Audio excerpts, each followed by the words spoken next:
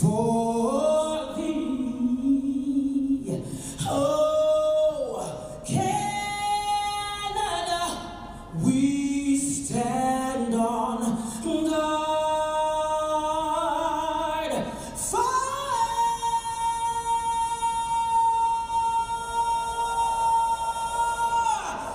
thee.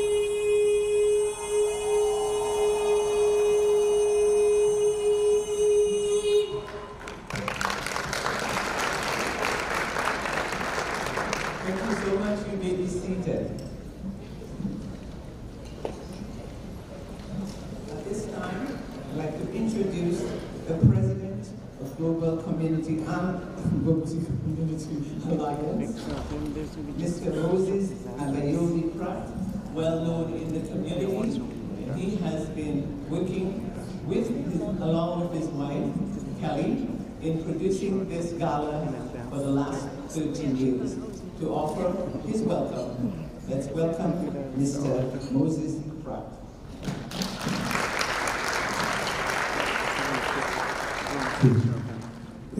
Thank you very much, Betilia. I just have to make a quick correction. Yes, we've been hosting the Gala for the past 13 years, but it's a teamwork. So the Gala doesn't happen just alone. We do have a few people in the community that has been working with us, and that's why the Gala has been very successful. So having said that, it's quite an honor for me to see you guys here tonight. Now, those of you that were with us last year, you remember that the space was very tight. But tonight, we have enough room to dance. You can slide, you can break dance, whatever you want to do. So that's the difference. Last year, we were very, very cozy. We really got to know each other very well. So hopefully, this will be our new venue for several years to come.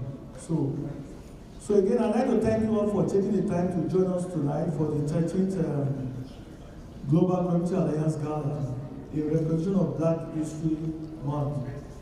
Now, there are people in this room that for the past 13 years, they've been coming to this gala. As a matter of fact, when we started, my kids were still very young, and they actually watched my kids grow. So we really appreciate those people, and we thank you a lot. Many of you have been very involved from the beginning, and we still like to have you around to celebrate. The whole idea is to bring people together to celebrate our community, and we are very delighted to have your support. So thank you very much.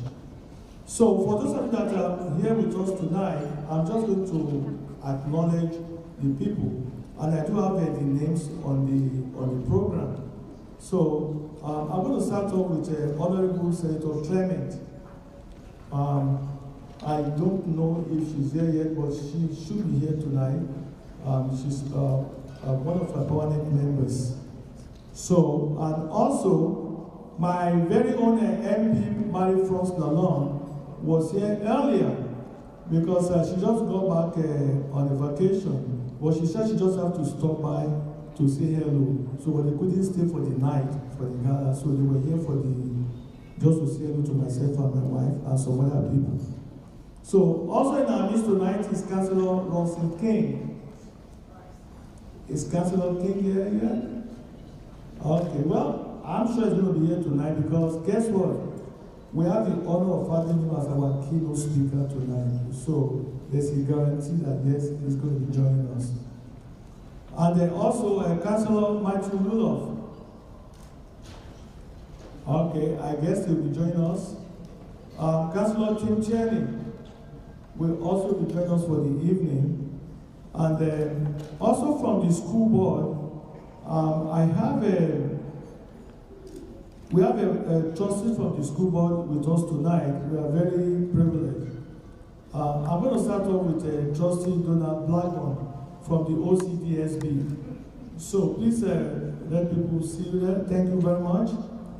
And also Trustee Donna Dixon from the Ottawa Catholic District School Board. Ottawa Catholic District School Board. And for my former school board, OCSB, I have a Trustee Matt Mullen. who's been a very good friend for a long time. Yes. I'm glad that you are here tonight with us. He was a regular member when we first started the gala. Then he took a break, but he's back again now. Thank you so much for coming tonight. And later on, we'll have Trustee Phelan that will be joining us later in the evening. And also here tonight, we have lots of community leaders of the various local associations. And these are the people that keep things going. If I have to start naming these people here tonight, I think we'll be here till tomorrow morning. But there are a few of them that I would just like to mention for you to be aware of who they are. I'm going to start with Elder June Govin. I'm not sure if she's here yet. Okay. Now, everybody knows Elder June. If you don't know Elder June, maybe you just moved to Ottawa. Yes, exactly. She's our elder. She'll be here. She's the president of Black History Ottawa. And also, we have some members of Black History Ottawa here tonight. Mr. Godwin Ifedi, one of the board members. And we have Joanne Robinson, one of the executive. Those ladies, they do everything. And of course, Sarah Onyango, their PR person. So these are people that keep Black History Month going during the month of February. And the rest of us are supporting them to make it successful. So and that's why we are here tonight. I also have Elder Ingrid John Baptiste, the president of Trinidad and Tobago. Thank you very much. And also tonight with us, we have the president of African Canadian Association of Ottawa, Mr. John Adilefa. Now, as you can see, we have lots of presidents in the house tonight. So for the network opportunity, you may want to meet some of these presidents. So at this point, I'm going to take a break, but I will come back later to continue my introduction of the presidents so that we can get back on track. So also with us tonight is Miss Mary Catherine Owen, the president of Ottawa Catholic Teachers. Let them see you. Thank you very much.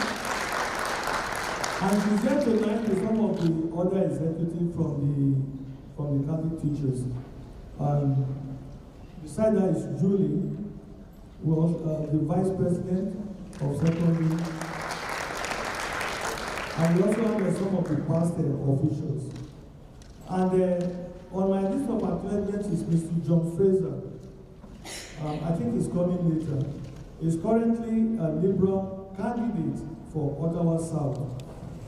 Now, you realize I didn't say MPP, because right now he's a former MPP because of the election. So I've introduced him as for the record, I've introduced him as a Liberal candidate for Ottawa South. So he'll be joining us later this evening. So having said that, to make my job a little bit easier, I'm going to introduce the MC to you tonight. And I'm sure you all know the MC. I don't really have to say anything about this lady. Because if I have to introduce this lady to you, that will be half of the evening that will be done. So, our very own MC tonight, Miss Sarah Onyango. Yes, thank you very much.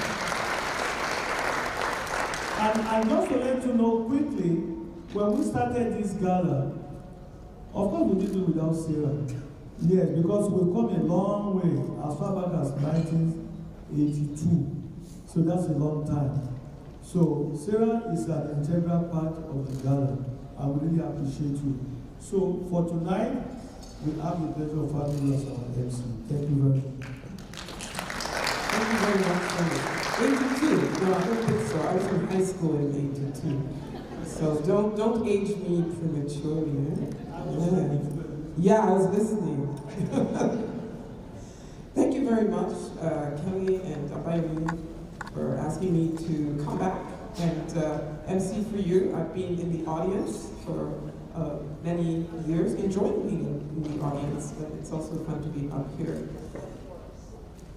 So So before we get moving, I'd just like everybody to be mindful of the video cameras. So if you're taking photographs, can you take them from the sides, if you don't mind? Because we've got cameras recording, and it would sort of be a shame to be in the middle of the shot of the video.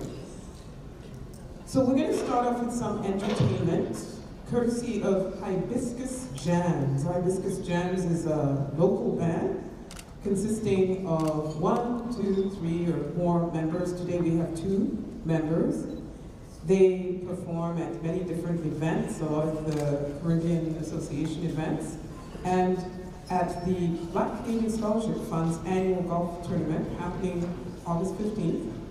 Today we welcome Michel Castonguay and Alex Eloise, a proud St. Lucian, and if you're St. Lucian, happy Independence Day. It's your Independence Day today, St. Lucia, 1979, February 22nd. So if we can have Alex and Michel come up and regale us with their wonderful talent.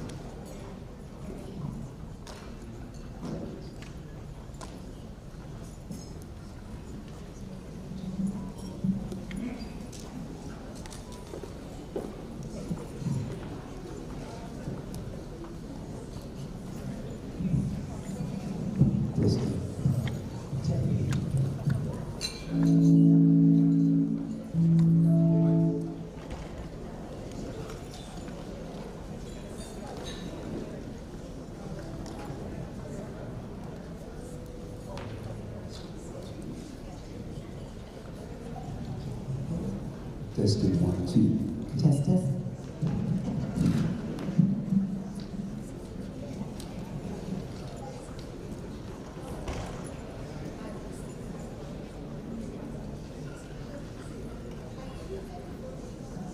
Okay, hi everyone. My name is Alex Eloise and this is Michel Castonguay. We're going to play a song for you, but the song commemorates love. And as we all know that it's coming from one of the greatest musicians of our times, Bob Marley. So it's songs that you already know. We're going to play songs that you're familiar with. So we're going to be playing 3 songs. The first song goes like this. Please join in if you want to, that's fine, you can sing. We will be singing. You join us if you have to, or if you want to. Okay, here we go.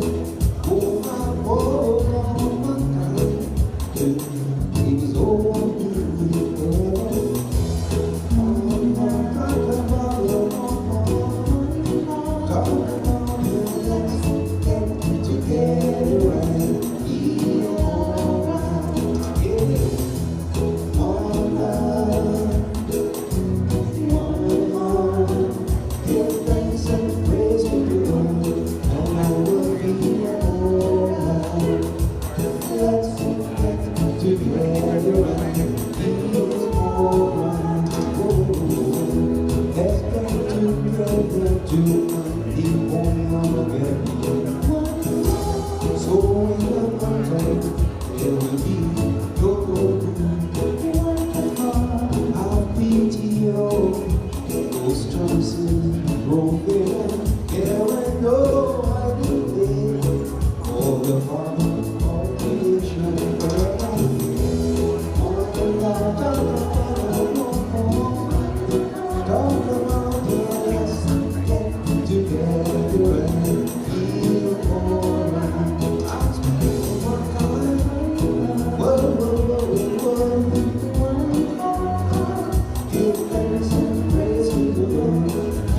will feel alright. Let's get together and feel alright.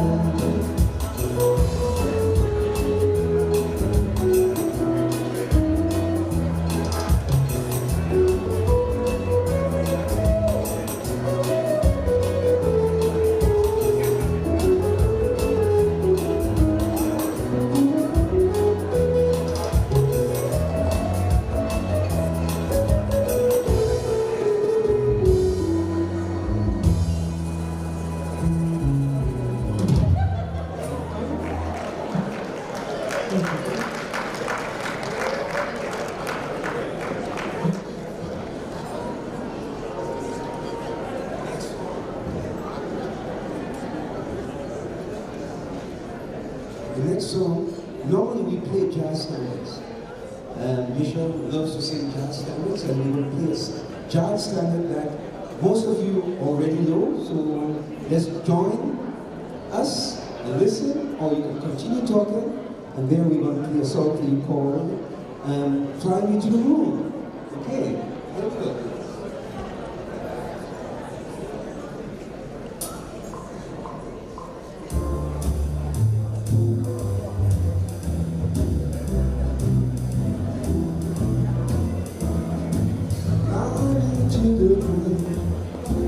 Let me play all over the sky. Let me see what spring is like on Jupiter or on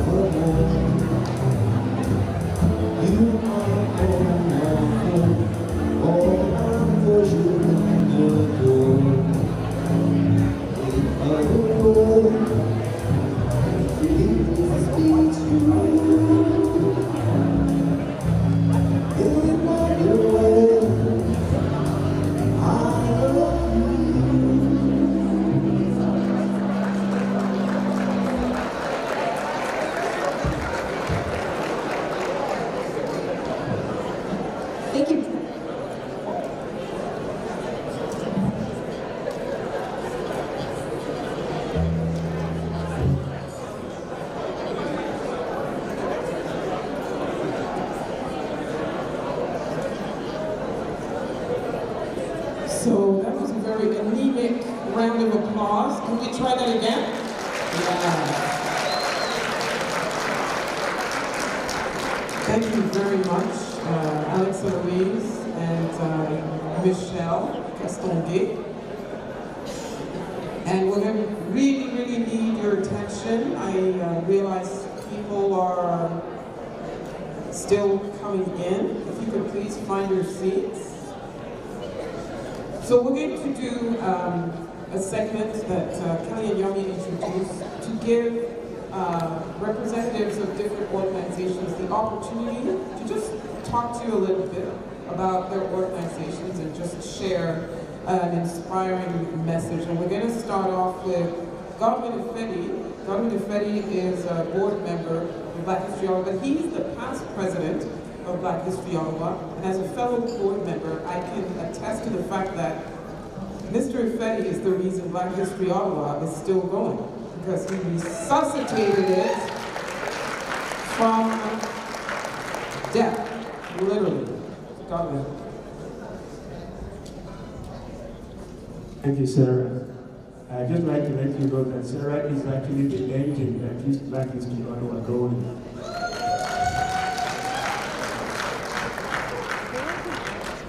Thank you all very much. Global Alliance President Yomi Pratt and Kelly Pratt, distinguished ladies and gentlemen, I'm deeply honored to be asked to deliver the opening remarks at the Global Alliance 2025 Black History Month celebration. The President of Black History Ottawa, Jim Gelman, has delegated me to represent our organization at this important event. As past President of Black History Ottawa, I've been involved in the evolution of this city's premier heritage organization, which holds the honor and privilege of coordinating the city's Black History Month celebrations. As some of you may know, it was in 1995 that the Parliament of Canada declared February as Black History Month to showcase and celebrate the contribution of Canadians of African descent to the Canadian mosaic. Some of you may not know it, but Black people have lived in what is now Canada since the 1600s. The earliest Black inhabitants in Canada were enslaved. By 1759, when British forces conquered New France, over 1,000 enslaved people of African origin had been brought to what is now Canada. Following the American Revolution of 1775 to 1783, white loyalists fled the United States and settled in what is now the Atlantic provinces and what would become Lower Canada, Quebec, and Upper Canada, which is Ontario.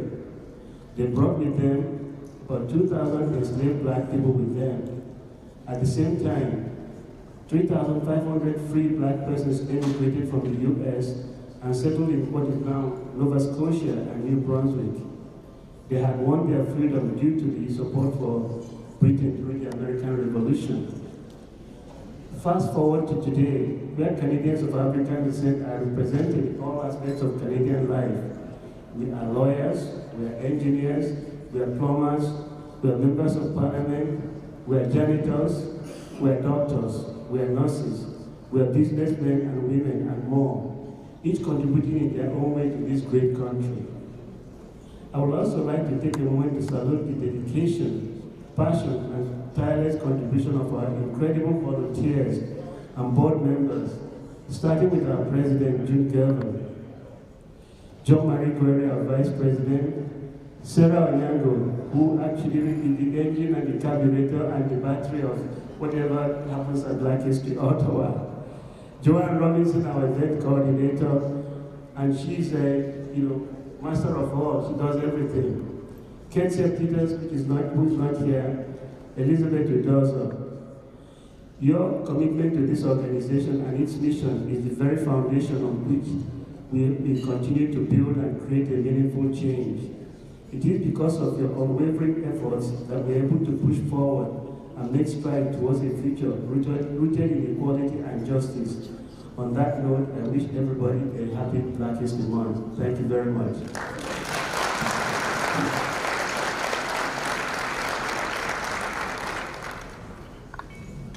Thank you very much, Monsieur le Président, vous serez toujours mon président. Est-ce qu'il y a des francophones dans la salle? Bon, c'est ce que je pensais, parce que moi j'ai l'habitude d'animer dans les deux langues officielles. I'm not going to be speaking a whole lot of French throughout, but once in a while I will inject our other official language into the proceedings. Ça vous va? Oui, sénatrice Clément, merci d'être parmi nous. And one thing, Gordon is not wearing his medal. Mr. Fetty just received the King Charles III coronation medal this afternoon.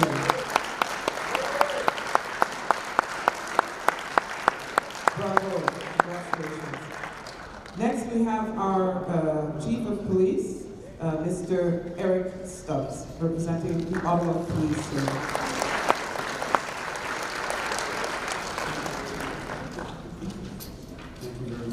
Bonjour à tous. J'espère que je peux parler plus français ce soir, mais peut-être la semaine prochaine, j'ai pratiqué, je parlais avec un tuteur chaque semaine, et pas maintenant, la semaine prochaine.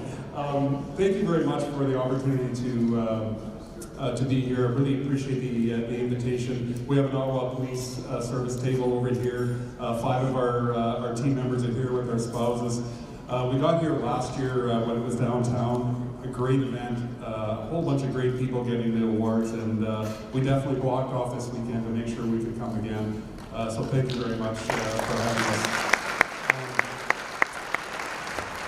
I've been the police chief here for just over 2 years. This is my 3rd Black History Month that I've been in Ottawa for, and you know, every year I see more people here that I know that are great people. Godwin, one of them, he's a great guy. Love going for breakfast with him and talking with him. He's a smart man.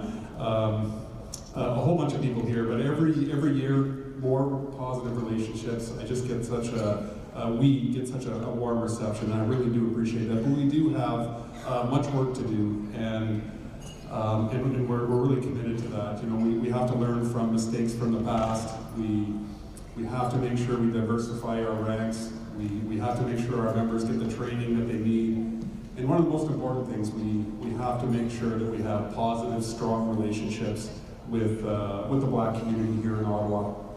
And really my strong message to all of you in your communities, if you see a path, you see an area where the Ottawa Police Service can come in and interact positively with your community, let's do that. Come talk to us, and if not tonight, come talk to us later. We want to work with you. We want to build that positive relationship. So if there is a crisis in the community, if there is an issue, we already know each other and we can resolve it instead of starting that relationship when there's a crisis. So we want to work with you. So please reach out, and we'd love to have that conversation. Tonight, thank you again. It's going to be a great night. We're looking forward to it. And again, our ability to come up here and help with some of the awards, we really appreciate that too. So thank you very much. Merci beaucoup.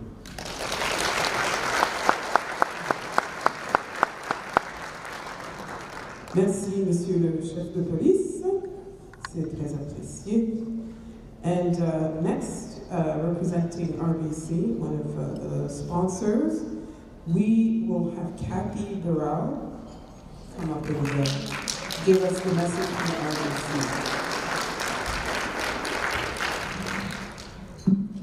Good evening, everybody. I was not supposed to be here doing this speech tonight, but I was given a last-minute opportunity to step in. That's actually corporate lingo for that's actually corporate lingo for. I'm drawing a blank here. The original speaker ran, and I didn't run fast enough. So this is what you get tonight.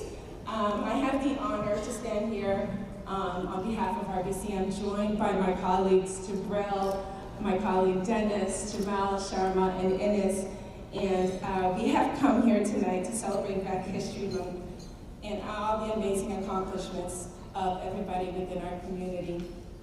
Thank you, Global Alliance. Thank you indeed for this annual event. Your efforts to recognize individuals, associations, businesses, organizations, everybody who's making a contribution and a difference in our community should be celebrated, so thank you. Diversity and inclusion is at the heart of everything that we do at RBC, and we are committed to driving meaningful change to create and foster a diverse and inclusive society. We're also committed to investing in the Black youth through our Future Launch program, where it focuses on skill building and developing mentorship for young Black youth. Through the Future Launch program, we have awarded 20 different deserving individuals across Canada every year. So we are helping young people unlock their potential to drive potential change and driving a future for prosperity, and both economically and socially here in Canada. On behalf of my team and my colleagues, congratulations to all of those being recognized here tonight. Enjoy the rest of your evening.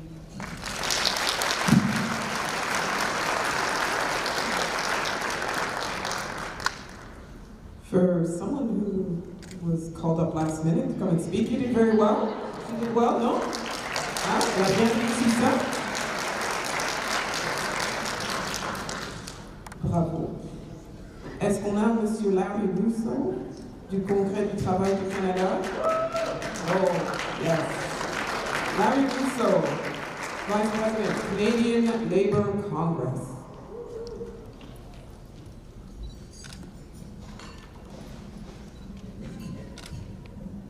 Merci Sarah, merci tout le monde.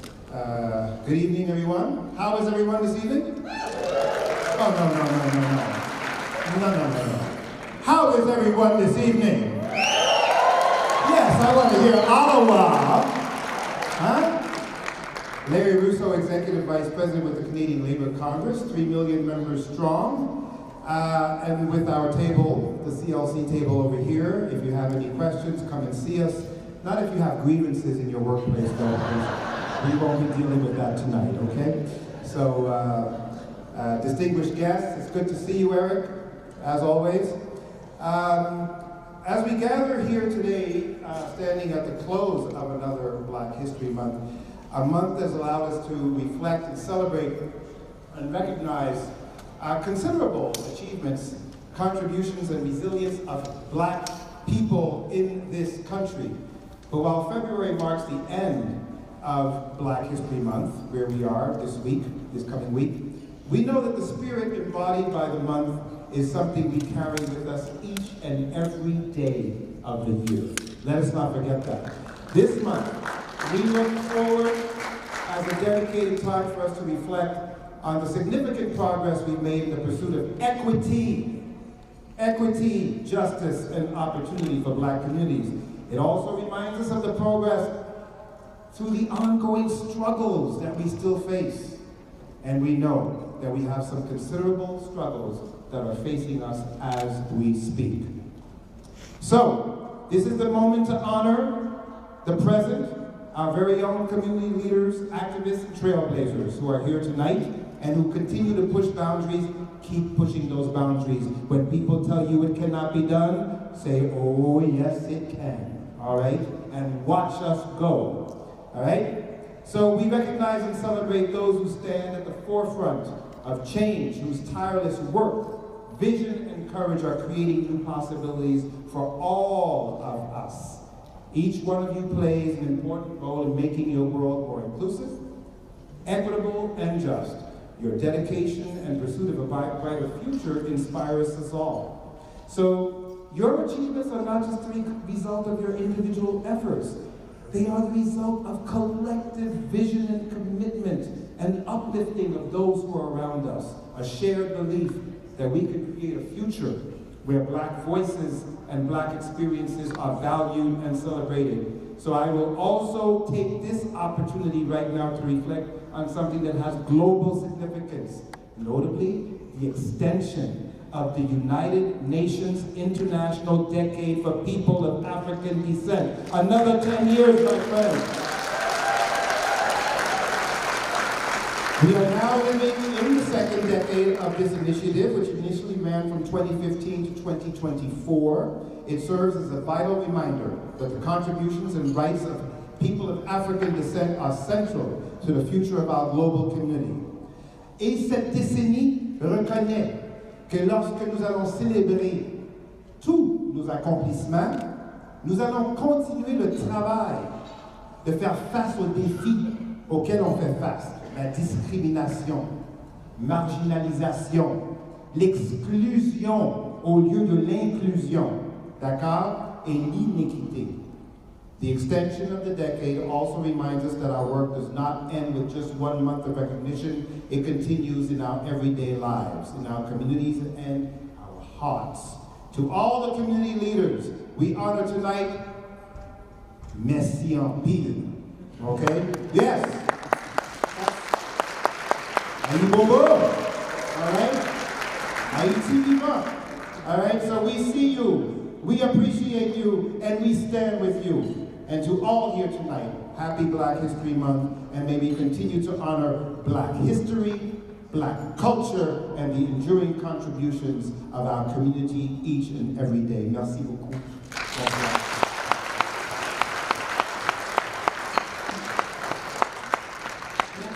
Merci beaucoup, Larry. And thanks for the calls to action and reminding us that, yeah, the decade has been extended, so we get another decade where we get to hold our governments to account. Hint, hint, counselors. Yes, I don't mean to get political, but I'm going to get political. There's an election coming up. There's probably another election coming up.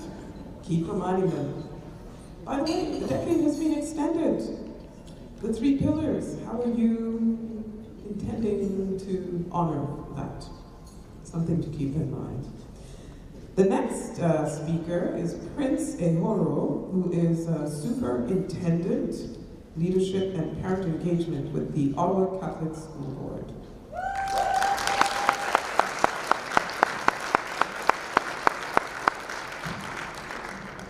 Wouldn't it be wonderful when we don't need a decade to celebrate Black accomplishment and contribution?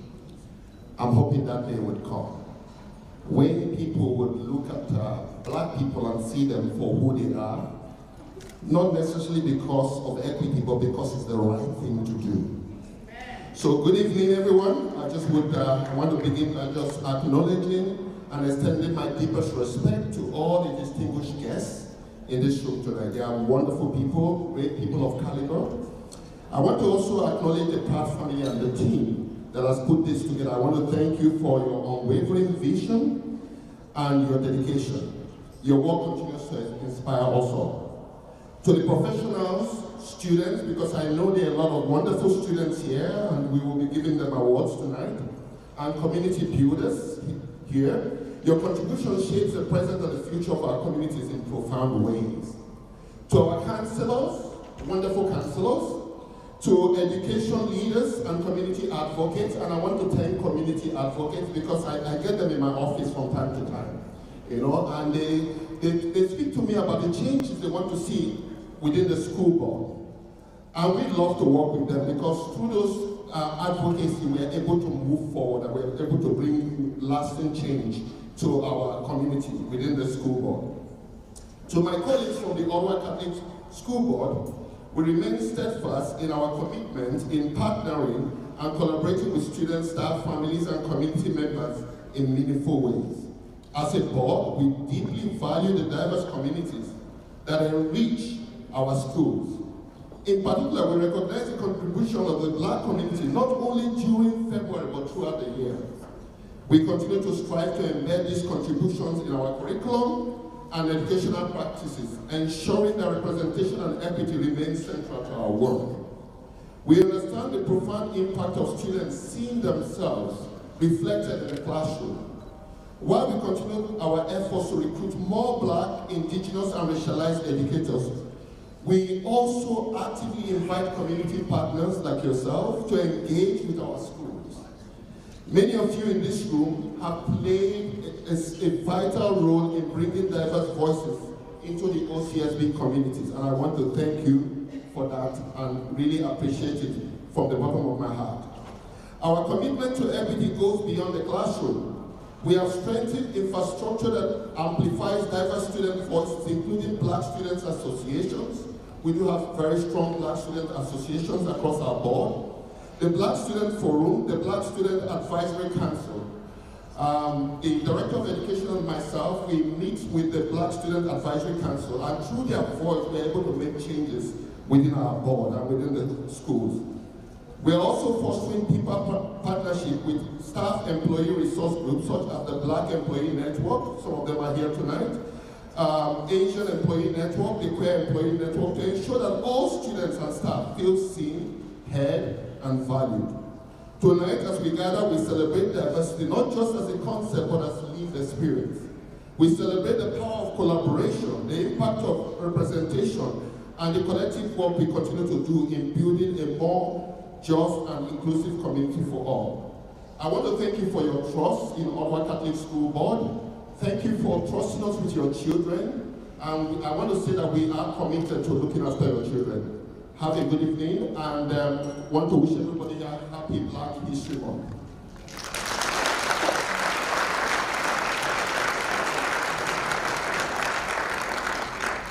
Merci beaucoup, Monsieur le Surintendant.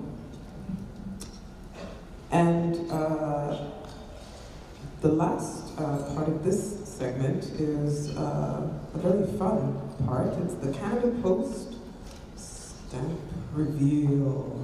So if I can get Dr. Yemi and Mrs. Shola Fashoyin from the Isha community, two of our beloved elders, to come up here. Don't they look fantastic? You can clap for them as they come up majestically.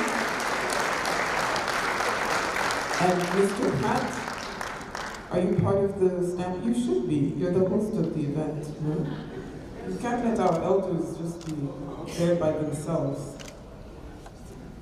So every year, as you know, Canada Post does have a stamp that commemorates a Black personality, an event, a community, and this year, Canada Post is honoring who? Can you unveil it so we can see? Oh, you have to watch the video. Okay, so if you can direct your gaze that way, we'll first watch the video and then unveil the stamp.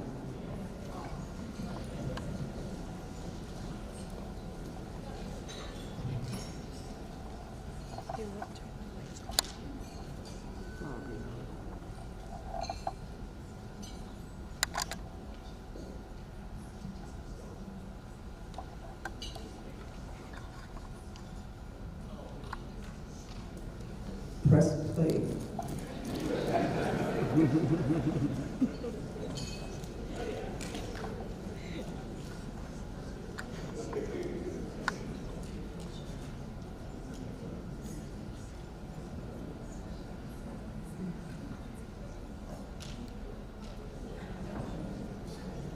On April 10th, 1734, a fire broke out in Montreal that engulfed much of the city's merchant quarter.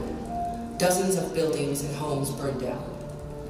An enslaved Black woman named Marie-Joseph Angélique was blamed. Marie-Joseph was known to be defiant. She had tried to escape to freedom before. She had also threatened to kill her enslaver. So it was alleged that she lit the fire to flee her bondage. The 29-year-old was arrested and put on trial.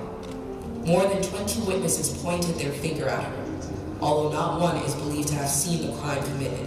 Instead, many of them attributed her guilt to her history of defiance. Throughout the trial, Marie-Joseph maintained her innocence.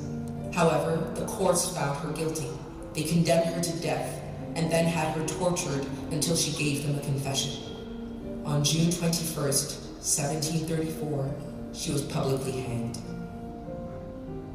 Though historians may never know whether Marie-Joseph Angélique was truly guilty, her story sheds light on the history of enslavement in what is now Canada, and those who found ways to resist it.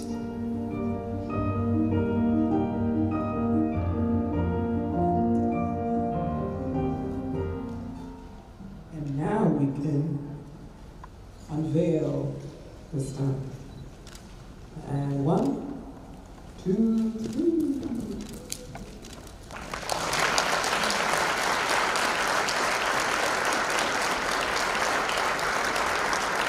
So unfortunately, the photographers, if you can find a way to get out of the line of sight of the videos, going to try to record this. That'd be great. Thank you. So, everybody has this with their plate. This is a first day issue stamp, envelope with the stamp on it. So please go out and buy many of these stamps so the Canada Post can keep putting them out. They put out some pretty amazing stamps. So please support that initiative. Thank you very much, Dr. Yemi. And Mrs. Shola Fashani. Anybody hungry? I'm hungry. I'm starved. But we need to give thanks and praise to the Lord for the food we are about to have, and we will.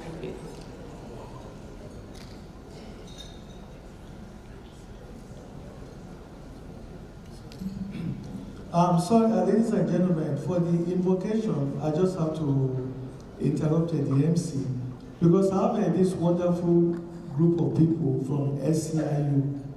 Yeah, they are headquartered in Toronto, but they've been very supportive of this gala. I just feel that I should give them the recognition.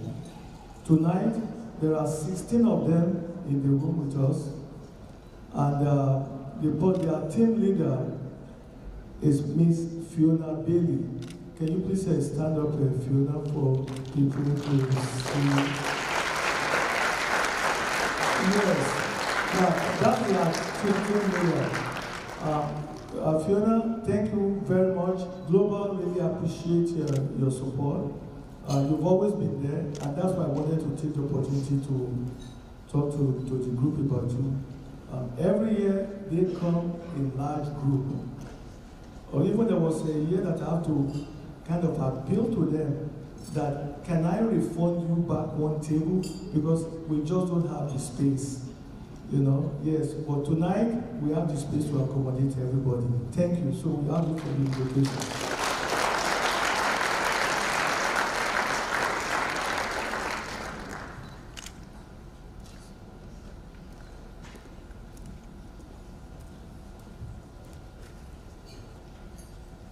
Good evening, everyone. My name is Fiona Bailey. I am a union representative in Ottawa, and as way back as Cobourg and Kingston, we represent healthcare workers. So our members are long-term care, retirement homes, home and community care, hospital and ambulance services workers. So if somebody gets in trouble, they call us. Somebody gets terminated, we start fighting. I'm happy to be here today. And I just want to say it's beautiful to see all the couples together. Treasure your spouse. I lost my husband on Mother's Day last year to prostate cancer, and looking around the room is just a blessing to see the husbands and wives. And I just want to say, you're blessed. You're truly blessed.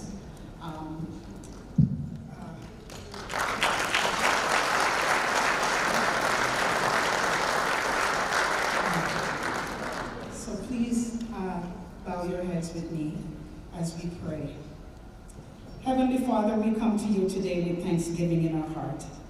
We are thankful that you have kept us to see another year, to celebrate with our community between friends and family. We come together in unity and love, and we thank you, O Lord, for the opportunity to be able to gather in this place as one people. O Lord, we are blessed and grateful to you for keeping us to see another year as we celebrate in unity and love through Black History Month. We ask, oh God, that you would continue to watch over us and our families. Bless everyone that is here today. Keep us safe for your name's sake. In Jesus' name we pray. Amen.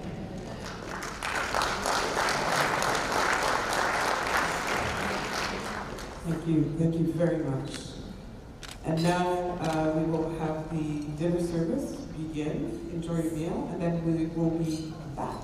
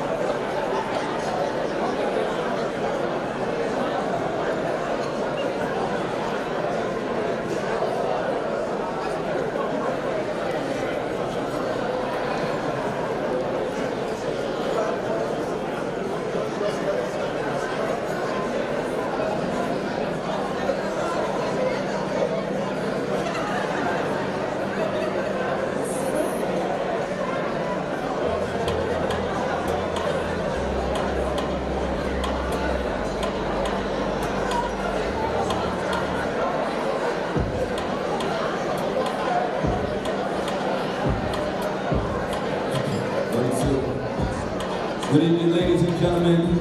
I know dinner is about to be served, but they also have a special surprise for you before dinner is actually served. And they have a little African fashion show that will be happening now.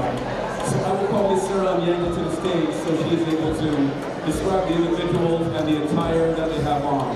So you don't need to be seated, but just draw your attention to the middle of the room as we start this fashion show.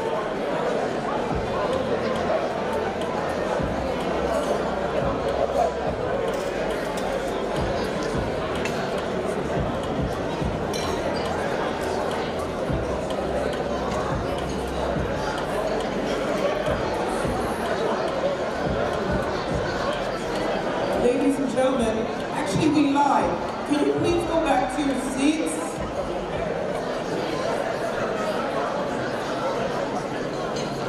If we can have everybody go back to their seats, because, yes, please. And the reason for that is because you actually are going to want to see what's happening here in the middle. Ladies and gentlemen, proud members of the global community, school board districts and youth development programs and supporters that have made this event possible, thank you. In recognition of Black History Month, I have the privilege of introducing the brand Gifties, which stems from the word gift as a token of appreciation of the rich history of custom-made African garments. Through years of service rendered in our city, Gifties has catered fittings to a diverse clientele from weddings, outings, galas, proms, and other professional events, done so with a personal touch that has kept the brand unique and their customer base loyal. These experiences have highlighted a dire need for more mentorship programs in practical fields in our communities by our community members. Let me explain. Gifties is more than these garments that will be on display tonight. It's more than a one-stop shop for alterations or fashion customized to your needs. Gifties has been involved with taking in co-op students. Are you listening? If you have young people who are looking for co-op opportunities with a fashion designer, you will want to consider Gifties, because she's been taking on these co-op students for the last 15 years and counting. Her students have learned sewing, customer service etiquette, and how to run a business. To help expand the mentorship programs, it is imperative to use the right talents, and Gifties is pleased to collaborate with Eric, who is capturing the event tonight. Eric is a software developer who also specializes in Black history and arts. He's an essential contributor to the mentorship program in the works. We also welcome Sadia Khan. Sadia Khan, whose fashion pedigree extends over 20 years in Dubai and the Emirates. Sadia is in charge of repping our models tonight. She highlights similarities between African and Indian cultural garments, texture, and skincare. This year, Gifties is launching a new line of contemporary garments, a bridge between traditional and contemporary. She's also brought some special items, some custom-made jewelry from very talented Ghanaian artists. And that jewelry will be displayed at the table in the back there near the main entrance. So showcasing tonight, we have garments designed exclusively by gifties, highlighting the beauty of African fabrics in vibrant colors, accessorized with authentic stones, calabash, and beads, all handmade in Ghana. I repeat, all handmade in Ghana. Yes. The styles being modeled range from casual, office wear to more formal wear, and the majority of the fabrics are 100% cotton and linen, which are all breathable fabrics and safe for the environment.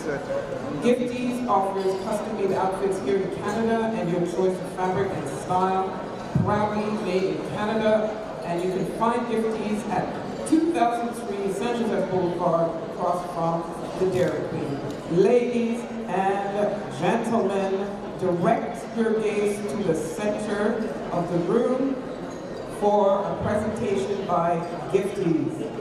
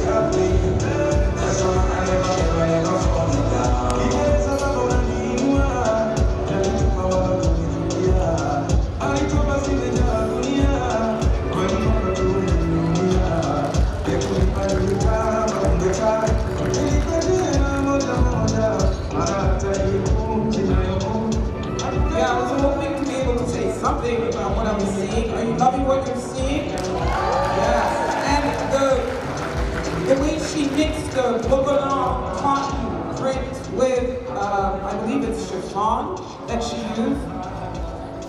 Genius, total genius. And again, like I said earlier, breathable, natural fabrics, very contemporary, easy to wear. I hope you are shopping like I am. Yes. Can we get the next set?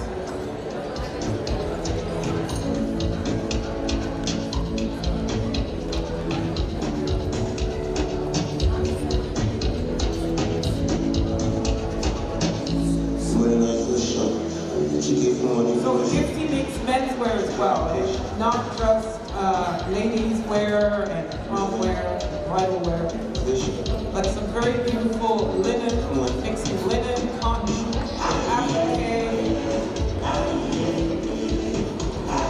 And pay attention to the detail with the addition of buttons in places you're not expecting them.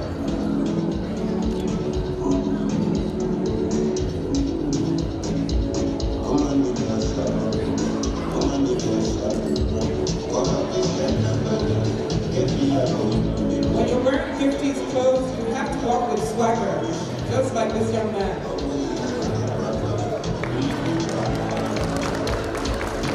And here you have his and hers.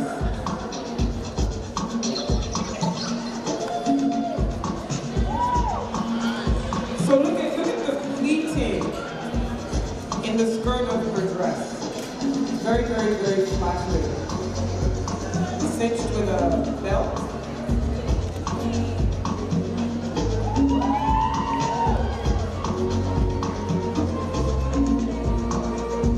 I know it's a couple's outfit, but I don't think I have to explain when people can clearly see that, you know, he's got parts of her dress on his shirt, right? But this is very nice when you go out to a wedding, you go to church, etc. So people know.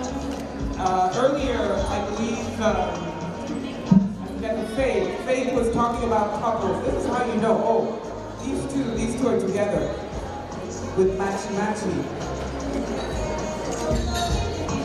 So there's no limit to the imagination in terms of how you can mix swatches of fabric and add them.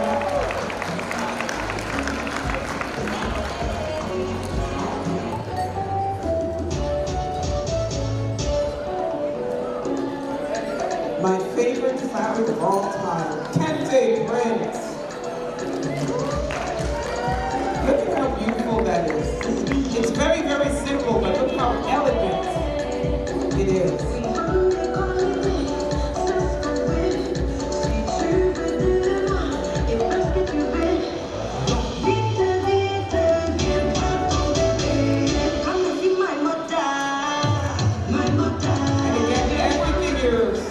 Cotton, it's 100% cotton from Ghana.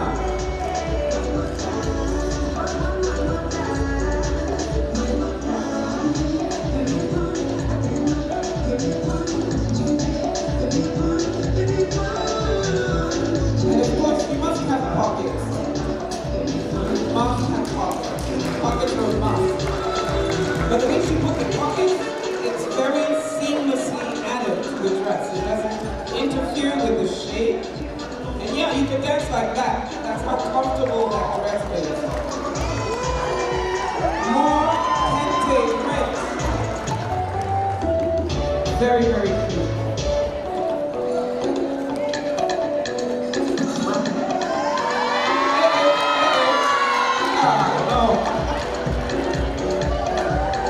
There's only one thing you're missing. You're missing waist beads. That is all you need. Yes, waist beads. So again, very, very pretty. And then if there's fabric left over, you don't need head wraps. You must have a head wrap.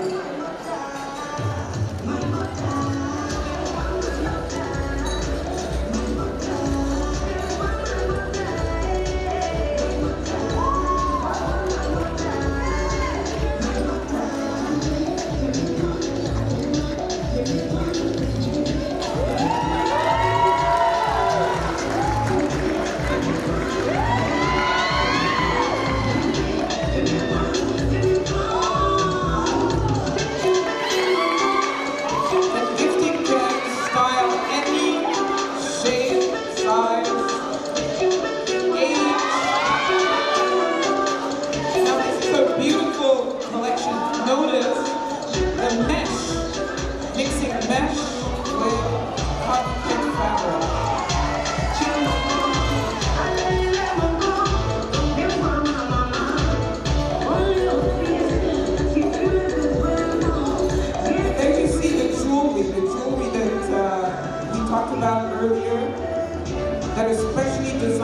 They were brought specially for this fashion showcase from Ghana.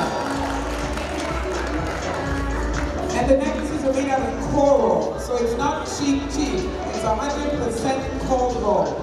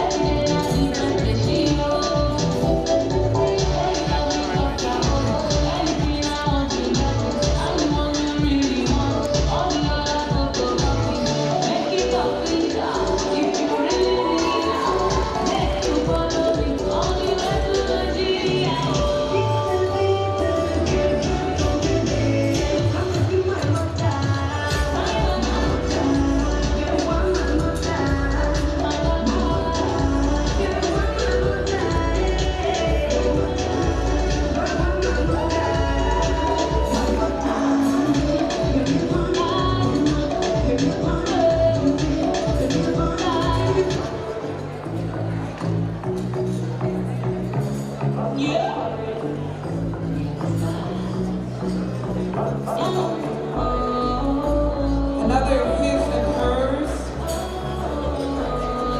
set, again mixing the different motifs, the different fabrics. But look at her skirt with that peekaboo effect.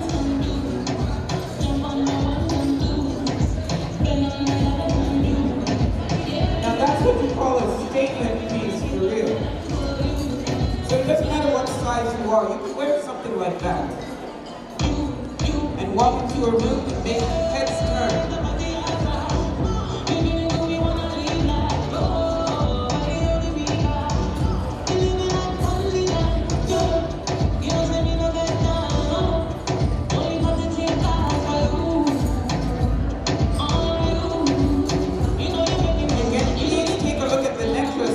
Wearing. That's another one of those beautiful coral necklaces from Ghana.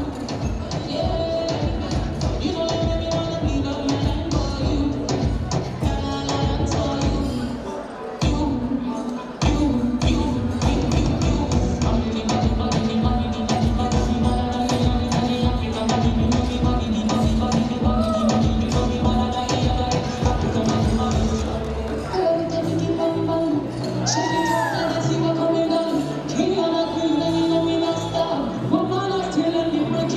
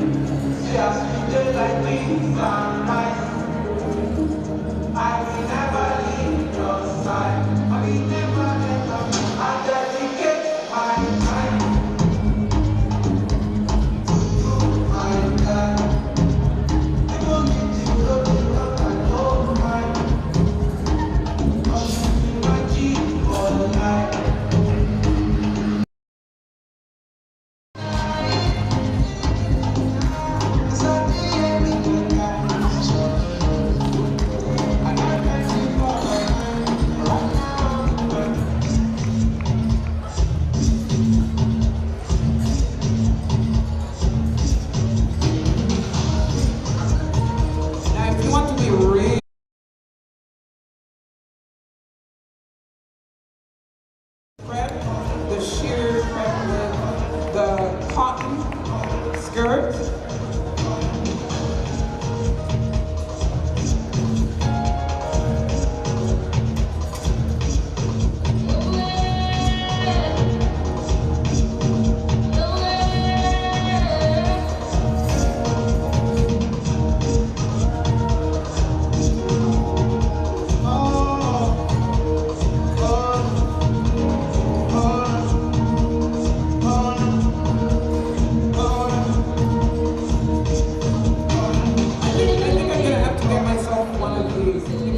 Draping is very flattering.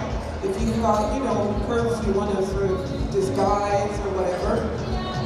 Draping like this is perfect. You wear the fitting skirt underneath and then you just drape the top over the skirt. Ooh, I love this. Beautiful colossal pants. Again, we want that crepe for the top.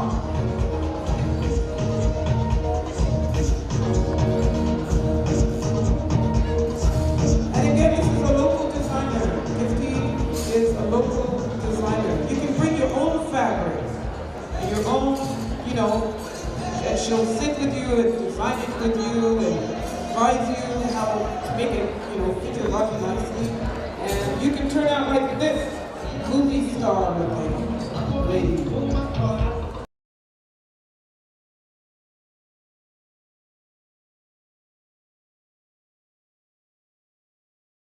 Jewelry, the better.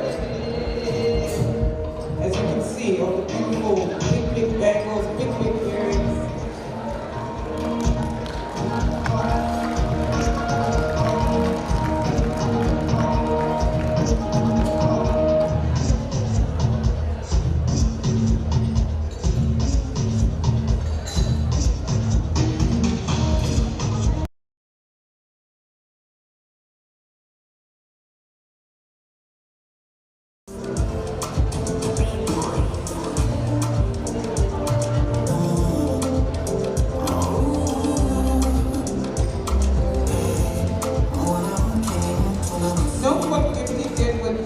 One shoulder.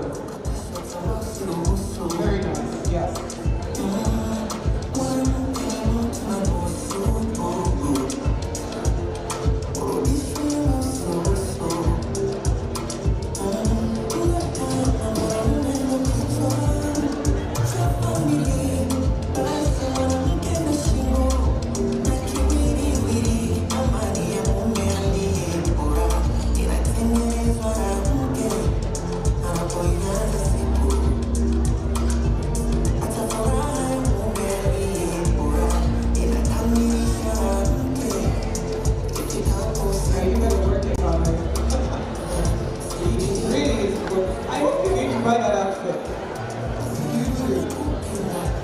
Really nice.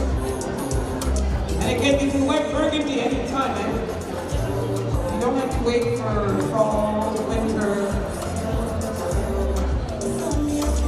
The bolder the motif, the colors are better.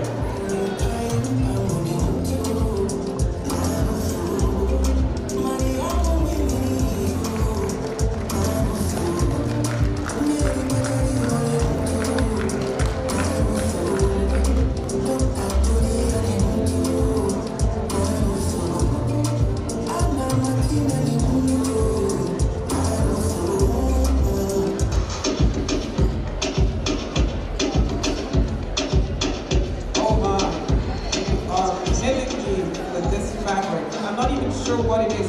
I felt it earlier and it felt very silky.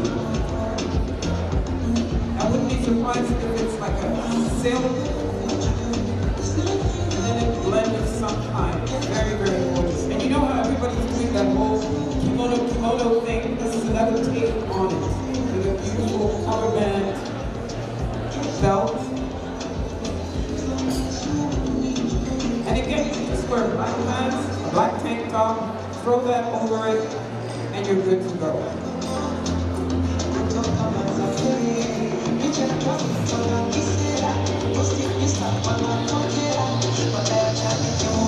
Now that necklace is really interesting because you've got a piece on the side there That gold leaf. Wow.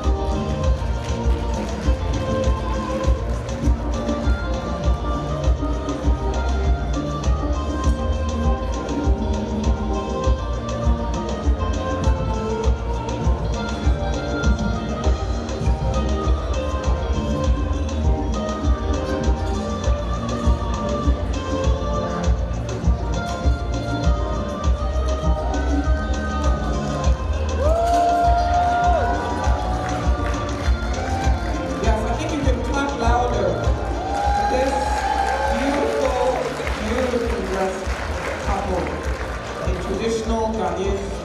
Actually, I should say Ghanaian. Because they wear it in Côte d'Ivoire. Aussi, on porte ça en Côte d'Ivoire. On porte ça au Togo aussi. Donc,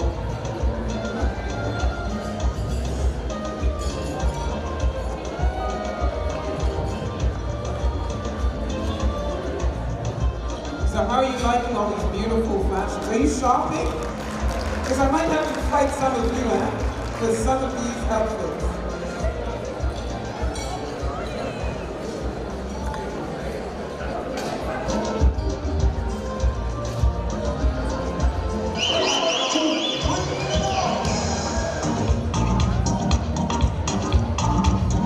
So, can we have the models come back out?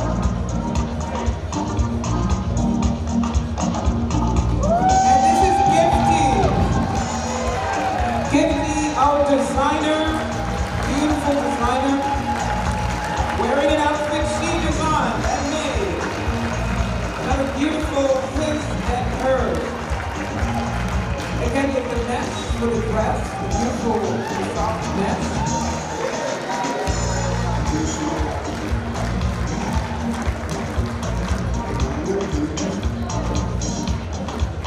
So I'm just going to let them come back in and I'm just going to call all their names. Aren't they gorgeous?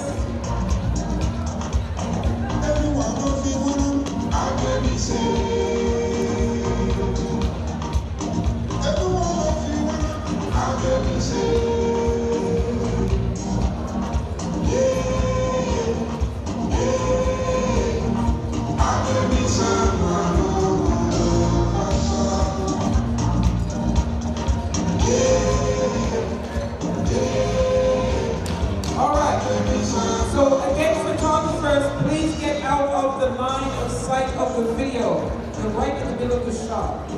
Thank you. Can you just stay to the sides?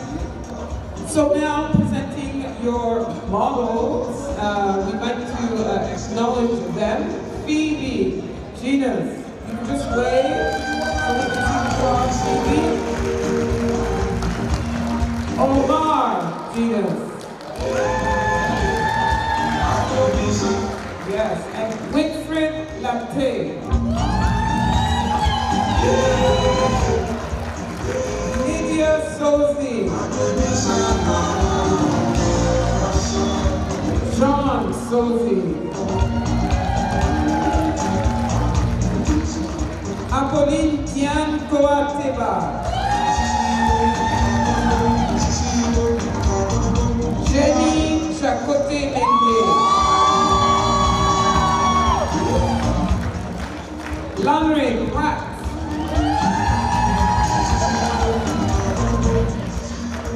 Samantha Hartree. Pascaline Kaviva. Vinesh Bosico. Aisha Bosico. Now, one of the designers, Abigail Olaitan. And of course, Gifty Abiad.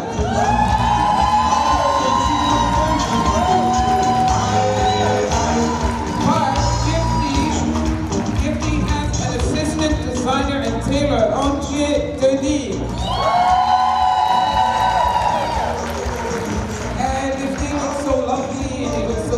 Because of the work of makeup artist Sadia Khan.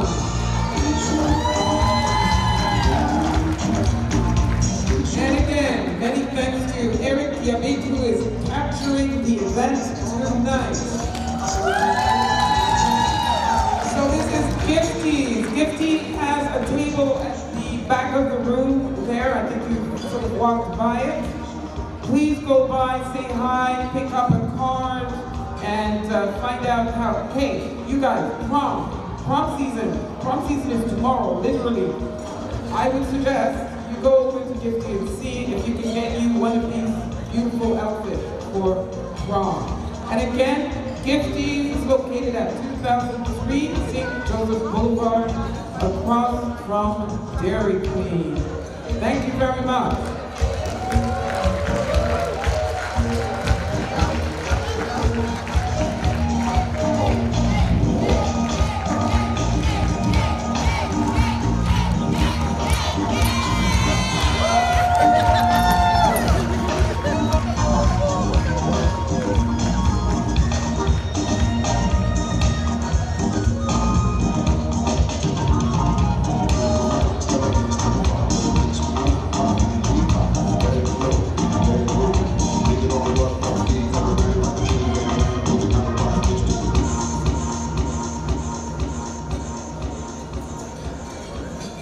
Please enjoy your dinner.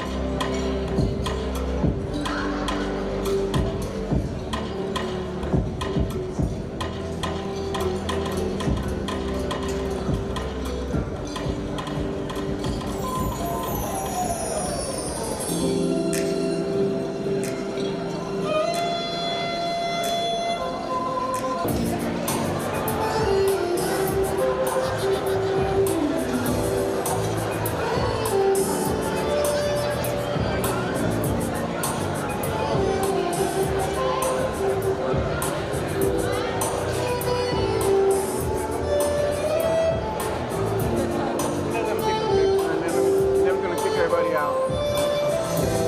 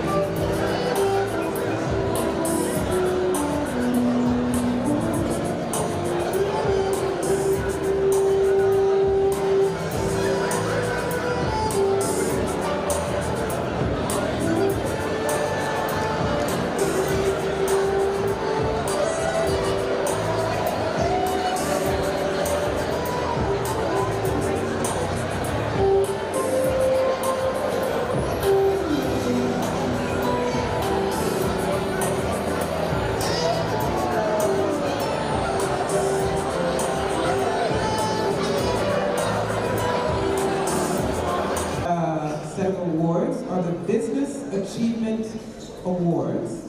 And we're going to start with Mr. Kwele Kutlan. Mr. Kwele Kutlan, are you here? Because it's your official picture. Nice, one there. Okay. So we'll just wait for him to come. Mr. Kwele Kutlan with a beautiful Basutu blanket. Yes, sir. Kwele Kutlan, a visionary entrepreneur, immigrated to Canada in 2006, bringing with him a deep passion for innovation and community. A graduate in electrical engineering and robotics, Kwele's journey began in the world of technology but soon expanded into entrepreneurship. In 2012, he co-founded his first restaurant, stepping into the hospitality industry with bold ambition. Building on this foundation, Kwele launched African Grill in 2018, a restaurant that celebrates African cuisine and culture, quickly becoming a beloved establishment. In 2024, he introduced Kingdom Lounge, a vibrant space that fuses fine dining with entertainment, embodying his commitment to excellence and creating memorable experiences. Kwele Kutlan's entrepreneurial journey reflects resilience, creativity, and an unwavering dedication to building businesses that inspire and connect people. And presenting the award to Mr. Kutlan is Mr. Jibril Yahuza from RBC.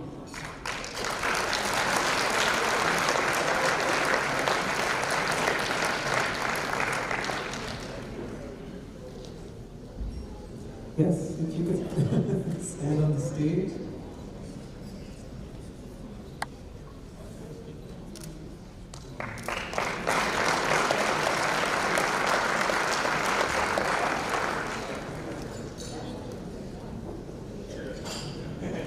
Congratulations, and thank you for what you do in the community. Yes, and please, Mr. Kutlan, please proceed to the back for the official photograph with your beautiful award that you will hang in your restaurant, right? I'm just saying. Our next Business Achievement Award recipients, plural, are Vince and Marie Boussicou.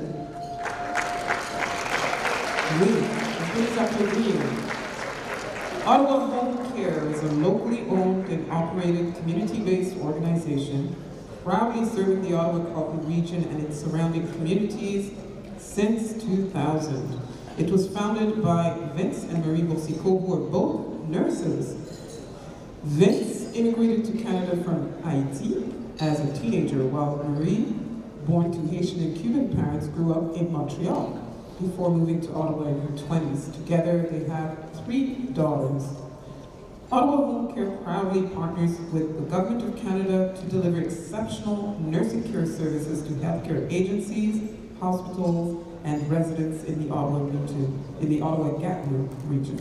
Their goal is to deliver the highest quality of nursing care tailored to meet the unique needs of each client while prioritizing excellence, integrity, and compassion. Their dedicated team includes registered nurses, registered practical nurses, personal support workers, personal care attendants, companions, and housekeepers. They deliver comprehensive and professional healthcare services with a focus on personalized care planning and a deep commitment to the well-being of every client. Their award, Vince and Marie Boussicou's award, will be presented by Mr. John Fraser. Mr. Fraser, the Liberal candidate for Ottawa South. Oui. Le candidat libéral d'Ottawa Sud.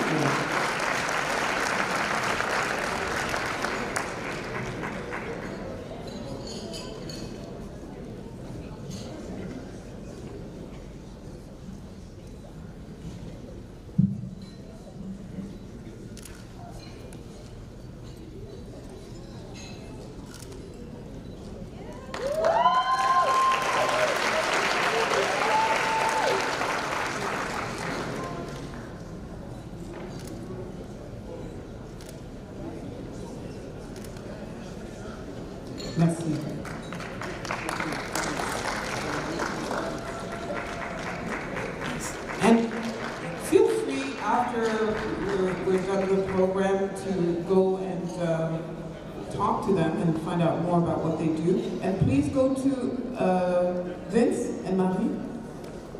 Prise de photo, là-bas au fond, là. La photo officielle avec votre belle plaque. So we're moving on to the next category, which is the Community Builder Award recipient. And this is a very highly decorated community builder by the name of Miss Galila Gerenyu. Galila. There she is. Galila Gerenyu is a dedicated operations officer and mentorship coordinator at Jacques Convite, a prominent organization serving the African, Caribbean, and Black Canadian community. And an organization that celebrates 25 years this year, Mr. Ken Campbell, right? 25 years this year, Jacques Convite. She provides critical guidance and support to mentees, helping them navigate challenges and realize their aspirations. She has successfully coordinated leadership workshops, career mentorship sessions, and intergenerational community building events.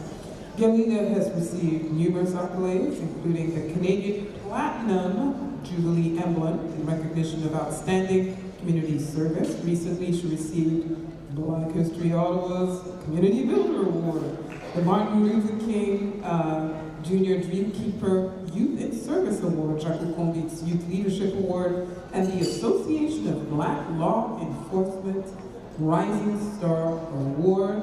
Galila's award will be presented by Monsieur Larry Rousseau du Congrès du Travail du Canada. Monsieur Rousseau, vous êtes là? Larry Rousseau, I saw you earlier. Oh, Larry. So can somebody from the Canadian Labour Congress represent Larry Rousseau? If you don't mind, s'il vous plaît. Merci. Bienvenue.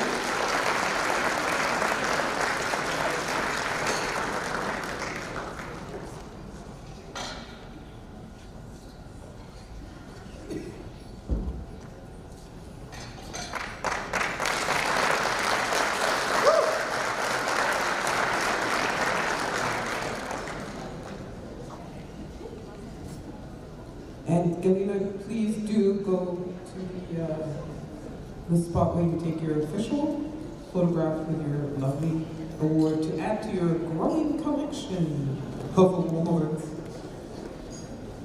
The next category is professional achievement.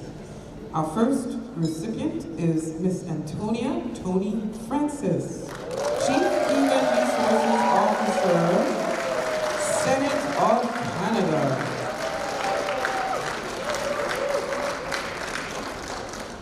A graduate of both Carleton and York Universities, Tony Francis is a transformational leader dedicated to building employee engagement and fostering positive and inclusive workplace environments. Her success as a recruiter quickly propelled her from a leadership role in labor relations at the Children's Hospital of Eastern Ontario to senior consultant in labor and employee relations with the Ottawa Hospital in 2004.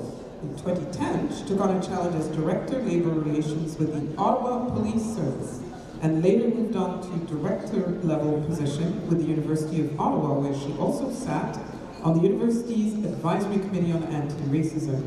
In 2015, Tony joined the House of Commons and led the Human Resources Organization for the Parliamentary Protective Service. She accepted her most challenging and demanding role in 2022 as Chief Human Resources Officer and Chief Negotiator for Canada's Upper House.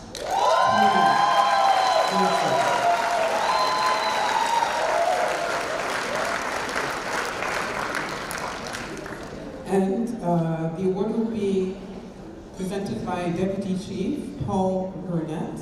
And actually, there's actually more I could say. I will say it for you. The fact that a lot of her community work has to do with the St. Lucia Ottawa Association, which she led. She's a past president. She's volunteered with other Afro-Caribbean groups. She has supported awareness initiatives around sickle cell anemia. She's a founding member of the Brent Louis Research Fund, and she's a past board member of Big Brother, Big Sister Ottawa, and chair of its Human Resources and Governance Committee. She's also received other awards, including the Leading Women, Leading Girls Building Communities Award and the United Way Community Builder Award, which I had the pleasure of surprising her with at one of her events. Tony Francis.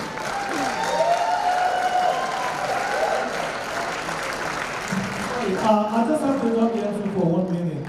Now, when we select people to present the award, we have their names. So we selected the Deputy Chief Paul to present this award, but there are over 20 people in this room that came to support Tony. And there are two ladies in particular. They were practically begging me to dump Deputy Chief Paul for them to present. They said because they are so, I'm going to say to you now that Justice Malice, can you come forward? And Debbie Miller, come forward. So they are the co-presenters, and Deputy Chief Paul is the presenter.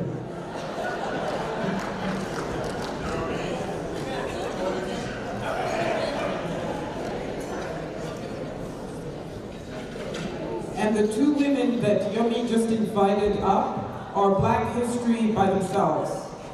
Yes. Some great leaders in their fields, in the legal field, in the policing field. So this is very appropriate. I forgive you, Yomi.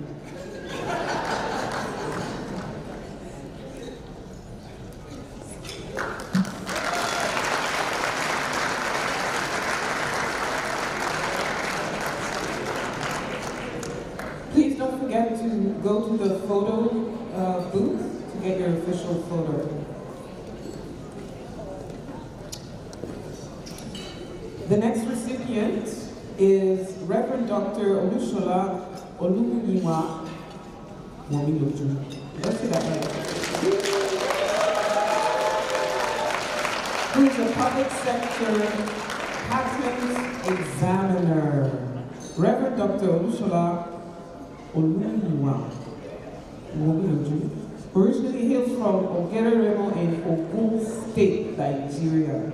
He holds a BSc honors and an MSc in chemistry from the University of Ibadan in Nigeria, and a PhD in, oh my gosh, I don't even, organometallic chemistry. I've never even heard of it. From the University of New Brunswick, and a postdoctoral position at the University of Ottawa. Before moving to Canada, he was employed at the Obafemi Awolowo University in Osun State, Nigeria, as an assistant lecturer in the chemistry department. He's an accomplished chemist with peer-reviewed publications in a number of international journals. He is currently employed with the Canadian public sector as a patent examiner. Reverend Dr. Olushola Olumuyiwa is a respected member of the Nigerian community with membership in the Afenifere Renewal Group in Canada, and a past president of Ishokan Yoruba of Ottawa, a community of Yorubas from southwest Nigeria living in the Ottawa-Gatineau region. He's an active tennis player? I didn't know that about you.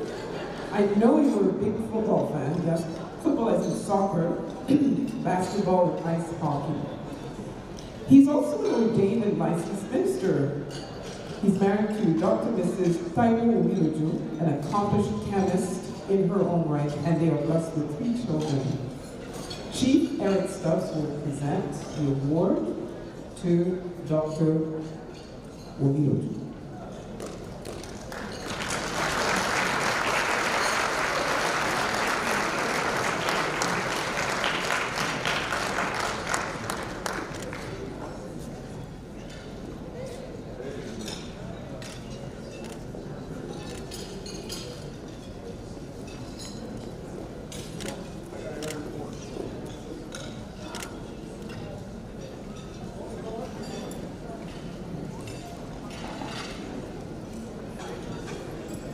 And Dr. Omiloju, don't forget the photo.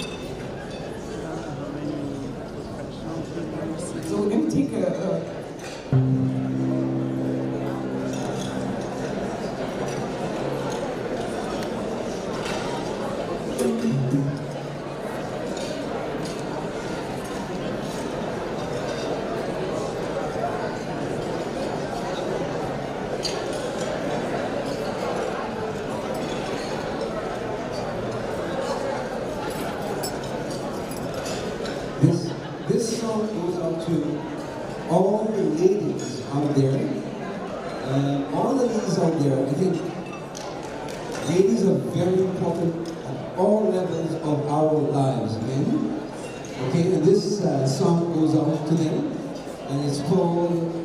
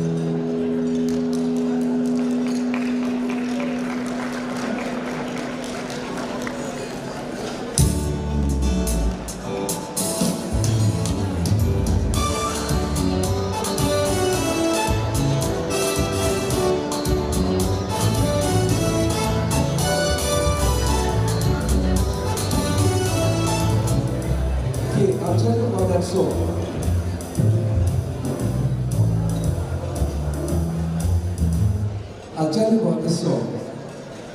This is a song that is an original song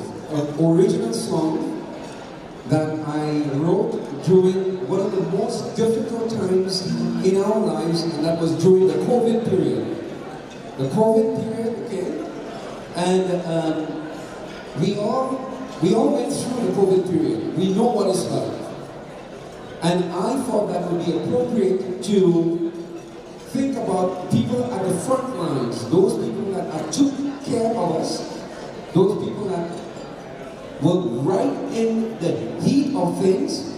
And I thought it would be appropriate to write a song to commemorate this particular event and this particular time in our lives.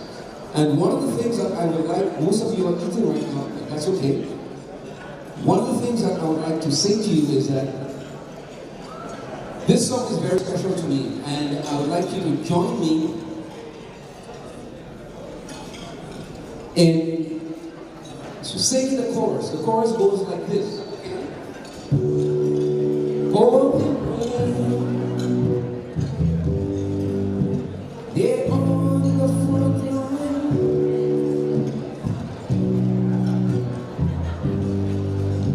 They're on the front line. This is the chorus, and if you have some time, whilst eating or taking a break, you will sing that chorus with us. So here we go.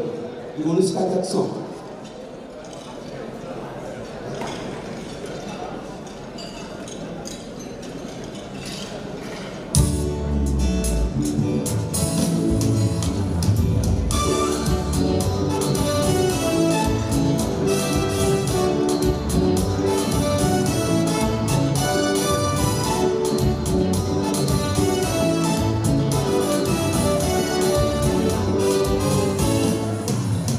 What is happening in this world today?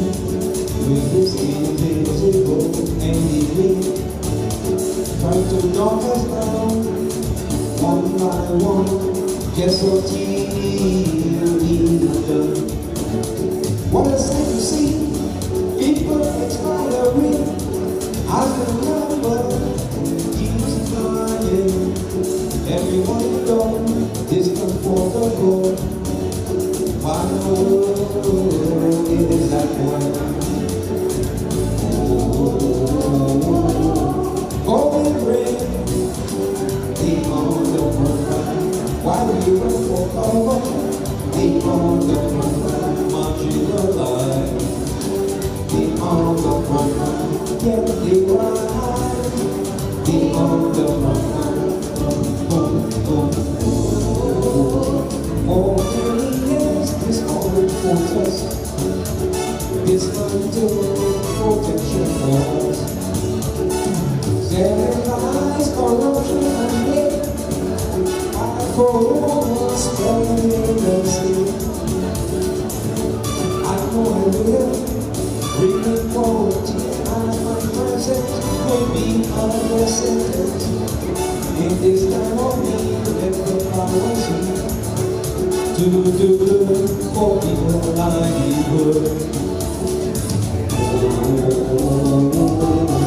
Oh, we pray, be on the front line.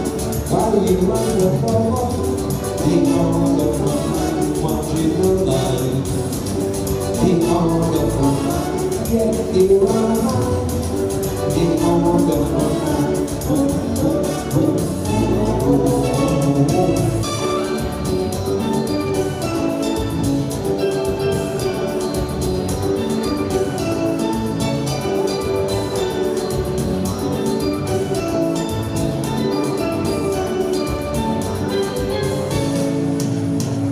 Nobody knows when this is all wrong, not even the leaders involved.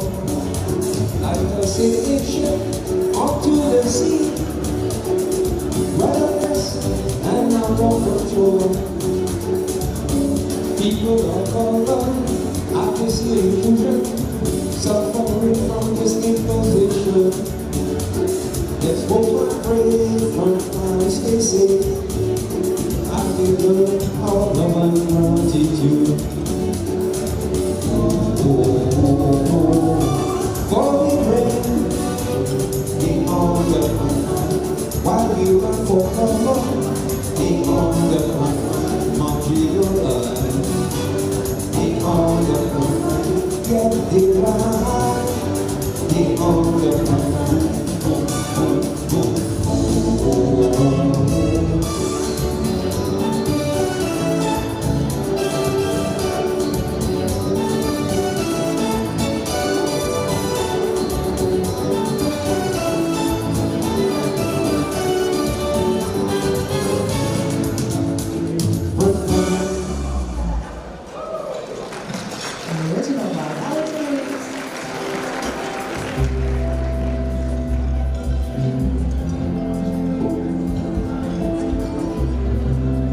This is a Bob Marley song, waiting to fit, but this is my own composition.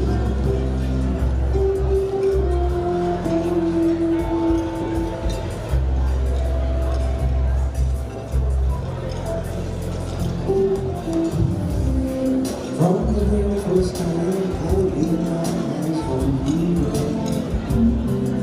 my heart will fall. But I know that I'm way down on the line, but the waiting feels fine. Don't treat me like a puppet on the screen, but I'm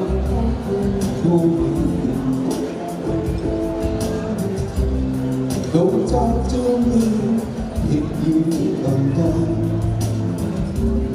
I wanna know where you're gonna go. No wanna wait for your love. I don't wanna wait for your love. I don't wanna wait for your love.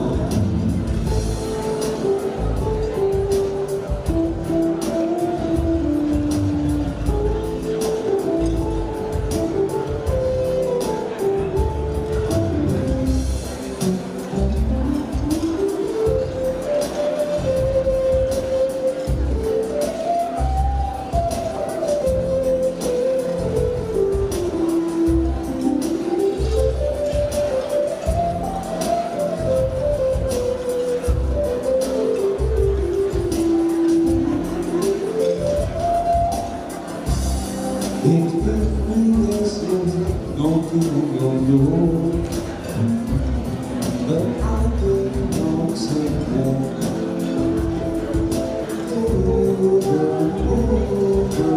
If you think I'm not, I wanna know, but I can talk some more. You see, if I find out there is lots of green, but my love is my reason. Tears in my eyes burn, tears in my eyes burn, while I'm waiting for my turn. I know I'm waiting there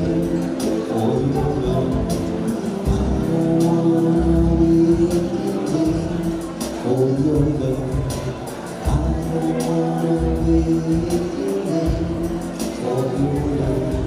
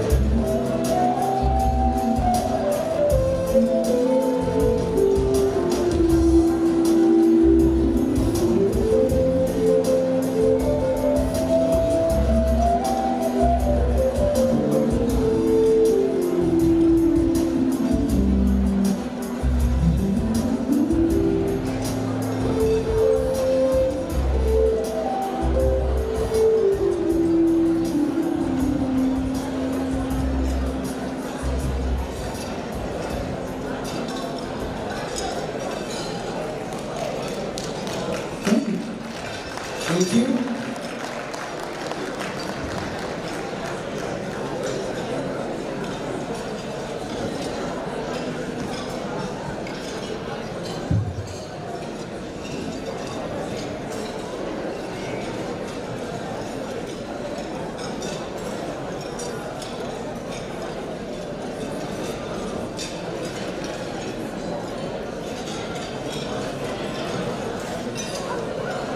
So the next song we're gonna play is Aren't You Waiting for Summer? Summer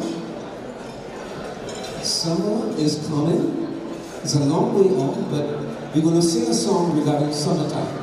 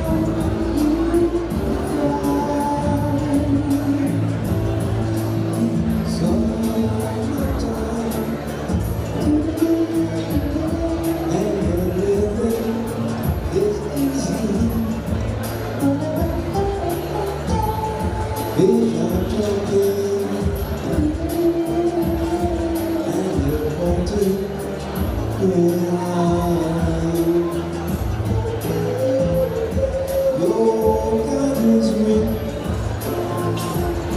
and your heart will be. So need your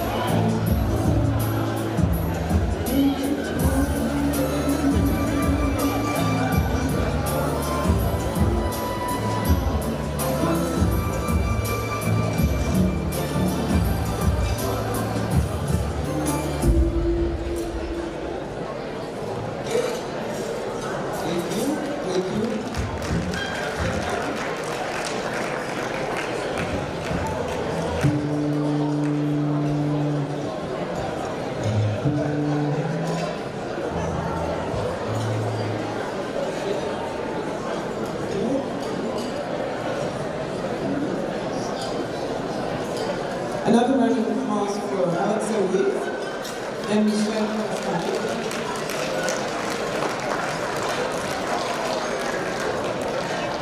So we still have some awards to give out, so we're going to get right to it. So if everybody can get back to their seats, s'il vous plaît, regagnez vos places. Afin qu'on puisse continuer la remise des prix. And these are very special prizes. There are a lot of schools represented here in the award. That's because all of the awards you're about to hear about are being given to students. Your attention, please. And the folks who are still standing, if you could get back into your seats. S'il vous plaît.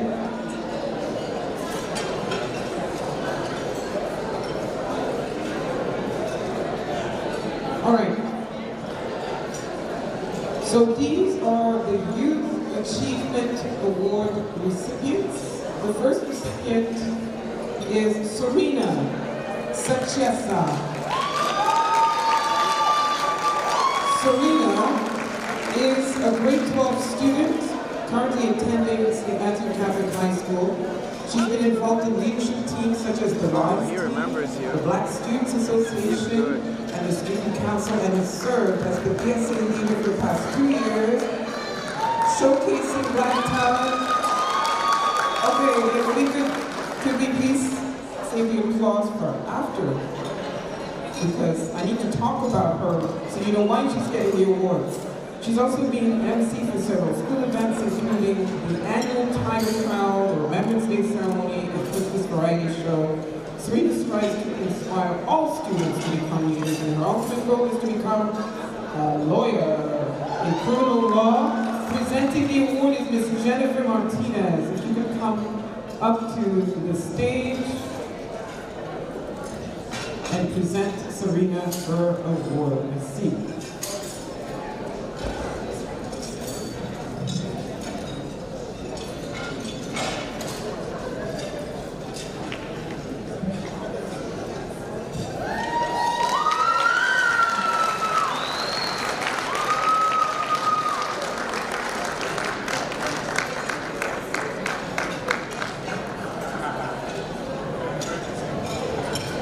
Congratulations, Serena. Bravo, félicitations. The next recipient is Sarah Lynn, Lester B. Pearson High School, Ottawa Catholic School Board. Sarah Lynn is a student of Lester B. Pearson Catholic High School. As a member of her student council, she has made her school a more fun and welcoming place for all students. She has also been involved with the Best Buddies program, committed to fostering inclusivity and peer mentorship across all grades. Sarah is a regular volunteer at the Out of the Cold Soup Kitchen as well as in her church. She loves to write and has been working on a fantasy novel that she hopes to publish, and she plans to get a degree in politics, possibly moving on to law, and will continue to make a positive impact on her community wherever she may be. Presenting the award is Mr. Prince Ehoro.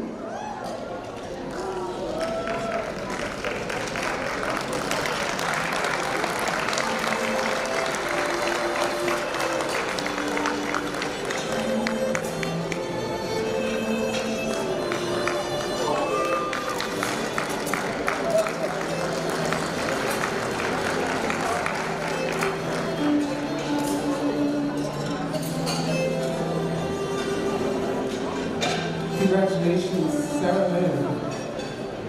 The next recipient is Dylan Webster, Sir Wilfrid Laurier Secondary School, Ottawa Carleton District School Board. Dylan is a grade 12 student at Sir Will.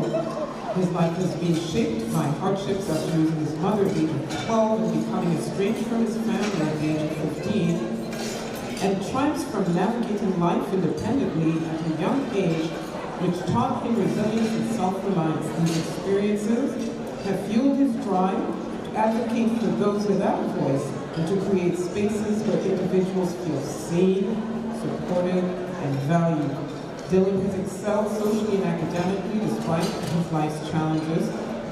He led initiatives to support 2SL LGBTQIA+ students, raising awareness during 2SL LGBTQIA+ History Month, and advocating for safer, cleaner, and more inclusive gender-neutral washing. Beyond school, he helped raise funds for Rainbow Refugees. Dylan hopes to continue inspiring positive change within and beyond the school community, creating a world where everyone feels free to live authentically and without fear. Dylan Webster, award presented by Trustee Donna Dixon.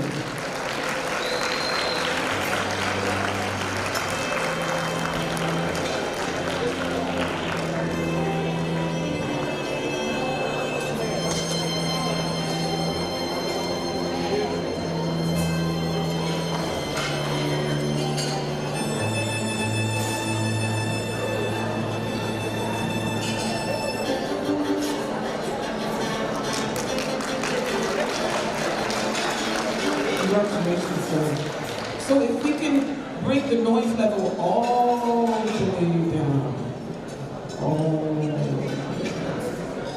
In that corner over there, there's a lot of sort of buzz, buzz, buzz, buzz. You see? And in that corner over there, nice. So if we can keep it that way for all of the rest of the recipients, it'll be great. We'll get through this really fast. The next recipient is Victoria Nadiekwe, St. Peter High School, Ottawa Catholic School Board. Victoria Nadiekwe is currently, if we can keep the noise down, I know you want to cheer and all of that. Can you do it after the citation? Victoria Nadiekwe is currently a grade 12 honor roll student at St. Peter Catholic High School. She's co-president of the Black Students Association and a member of the Black Students Advisory Council. In her role as facilitator for both grade 11 and 12 in the Black Student Forum, she has demonstrated a natural ability to lead by example, guiding students through academic and personal challenges. Victoria is also a member of St. Peter Patriots, a peer leadership group assisting in a variety of school activities throughout the year and supporting younger students as a peer tutor. Her love for dogs fueled her dedication to raising money for guide dogs through gift wrapping services, which is a cause close to her heart. She plans to pursue the sciences in university with the aim of blending her academic passion with a future of service and impact, and presenting this award is Miss Shelley Montgomery.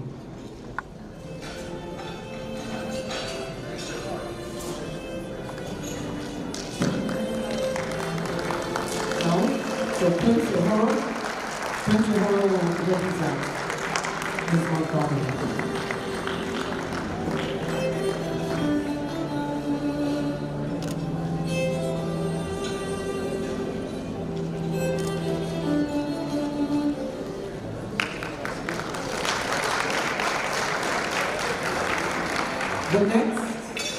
The next recipient is Ifetayo Kazim Oshinubi.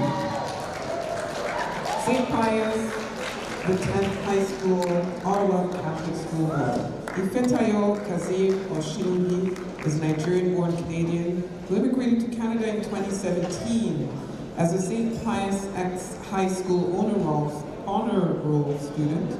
Ifetayo has emerged as a leader in the school's Black Students Association, where she spearheaded initiatives to foster dialogue on equity and inclusion.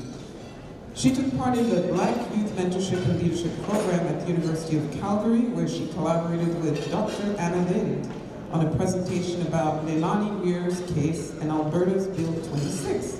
She also contributed to a powerful drama performance about anti-Black racism, gender, and class, which was presented on CBC Radio. Ifetayo has earned a dual credit in the Canadian criminal justice system at Algonquin College and has been accepted into Cork University's Bachelor of Arts Honors Law program, where she plans to fulfill her dream of becoming a lawyer inspired by her mother, a social worker and advocate for people with disabilities. Ifetayo is deeply passionate about volunteering with children on the autism spectrum and is poised to make a lasting impact on her community and beyond. Ifetayo Kazim Oshinubi. The award is presented by Trustee Mark Mullen.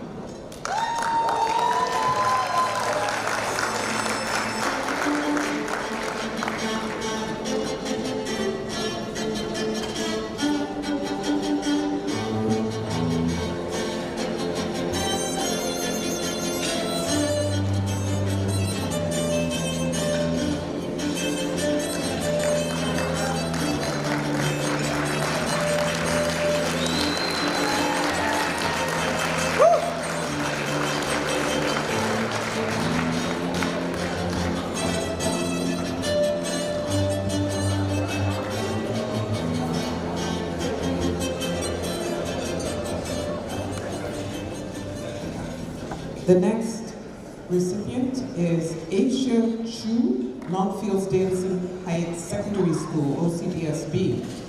Aisha Chu is a grade 12 student at Longfields Davidson Heights Secondary School and co-president of her school.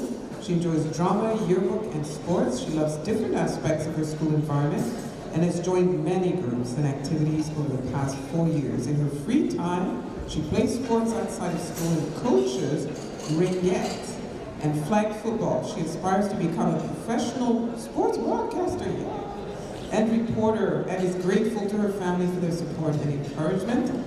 This award is presented by Trustee Donna Blackburn.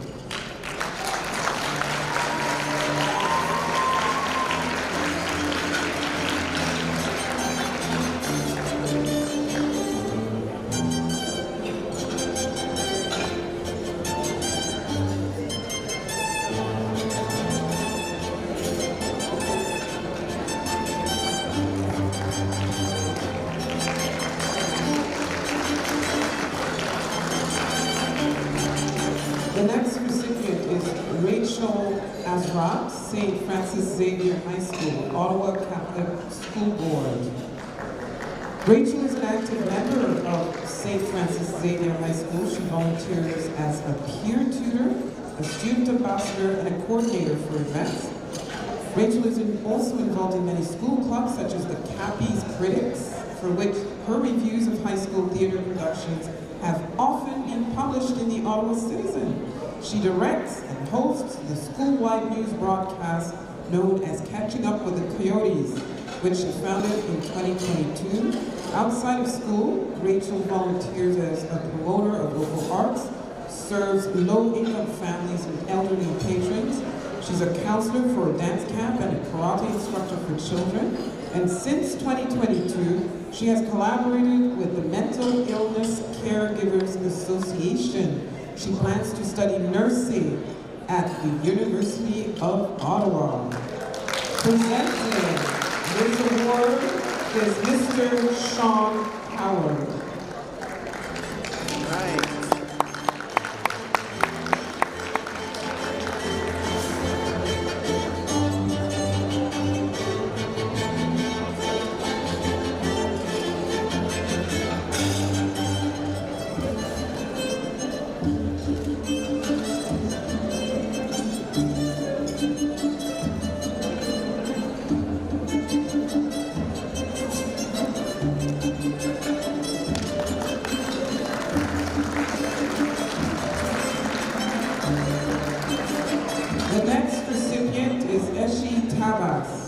Lisgar Collegiate Institute, Ottawa Carleton District School Board. Echi Tabas is a grade 12 student at Lisgar, where she serves as treasurer of the student council and co-editor of the yearbook. Her interest in global issues led her to become head of her school's Model United Nations Club, where she works with peers to organize conferences. She also represented Canada in discussions on peace and justice, and earned the Outstanding Participant Award at the Jeju Youth Forum in South Korea. Her passion for advocacy and gender equality inspired her to found Girl Up Angora in Turkey, where she had the opportunity to work with the UN to fundraise for earthquake relief and promote youth leadership. She also represented her school at Girl to Leader Conference at the Senate of Canada, a platform aimed at empowering young women to engage in politics. Echi is exploring her interest in political science through her AP capstone project on press freedom in Turkey with mentorship from the University of Ottawa, and presenting the award to Echi is Ms. Juliette Robinson.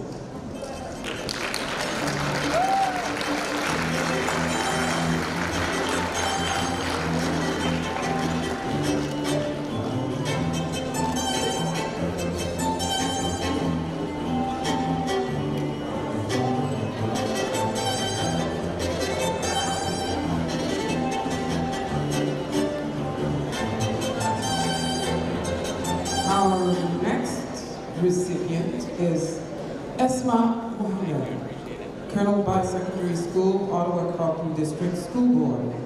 Esma Mohamed is a student at Colonel Bai and a passionate activist, entrepreneur, advocate for human rights. She's a proud member of the Uyghur community and has raised awareness about the ongoing crisis affecting her people. Through her activism, she has organized protests, events, and educational campaigns that have brought attention to global issues such as forced labor, genocide, and Islamophobia. She also serves as the president of the school's Muslim Student Association, promoting inclusion and combating prejudice within the school community. As an aspiring entrepreneur, Esma is currently developing her company, Honest Chain, a blockchain-based application to combat forced labor by improving transparency in supply chains. Presenting the award to Esma is Ms. Kimberly Harris.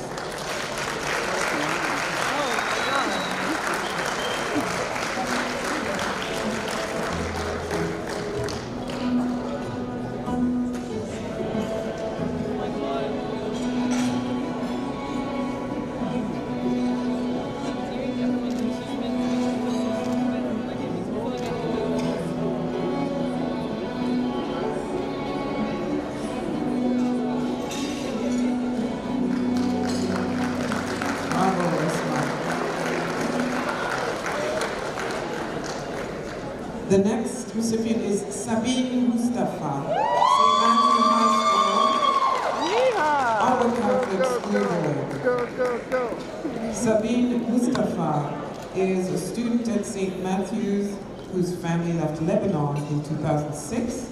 It was in Comtech class where she discovered a passion for broadcasting. She established a live broadcast channel for all major events at the school and to develop expertise in new technologies.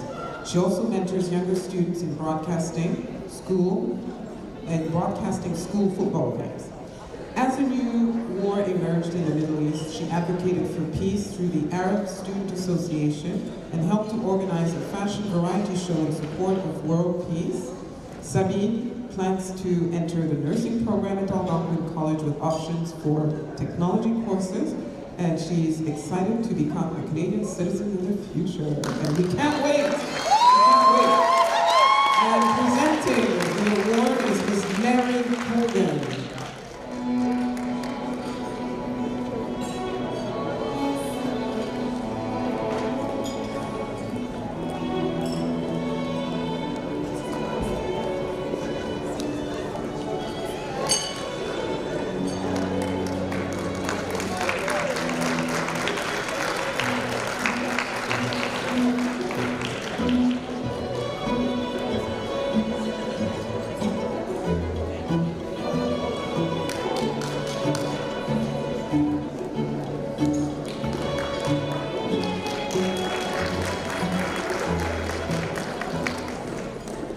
The next award recipient is Belange Romain Medina, Lester B. Pearson High School, Ottawa Catholic School Board. Belange Romain Medina is a grade 12 student at Lester B. Pearson who moved to Canada from Mexico at the age of 11. Leaving her culture and family behind was a challenge, and it took time to adapt to her new reality. Throughout her school journey, she participated in competitions, dance shows, joined the student council, and ran for co-president of her high school. And despite the big change in her life, she never gave up on her goals. She's proud of herself and what she has accomplished so far. Presenting the award to Belange Romain Medina is Councillor Tim Tierney.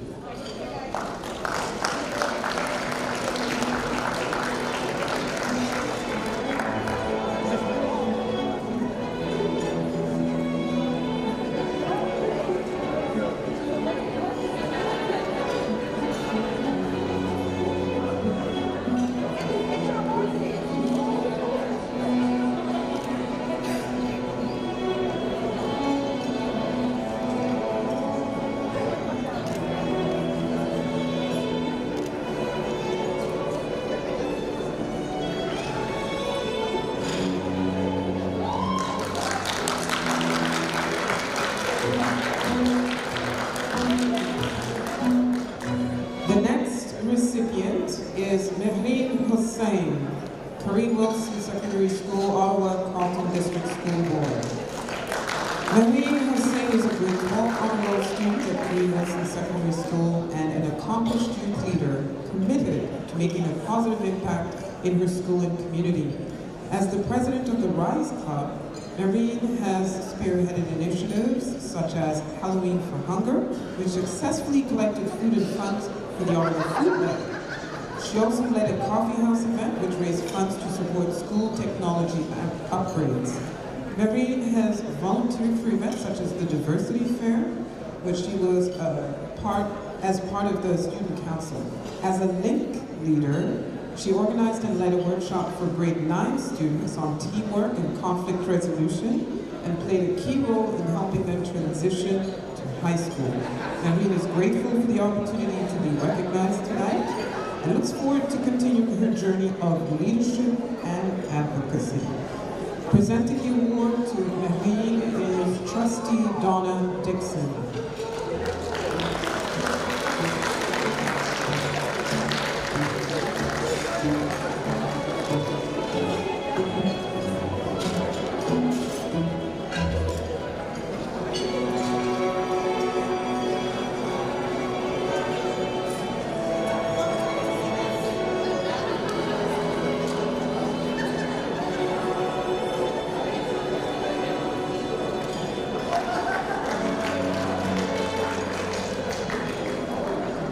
The next recipient is Serene Shapkawi, Immaculata High School, Ottawa Catholic School Board. Serene Shapkawi, a grade 12 student at Immaculata High School, is dedicated to serving her school community.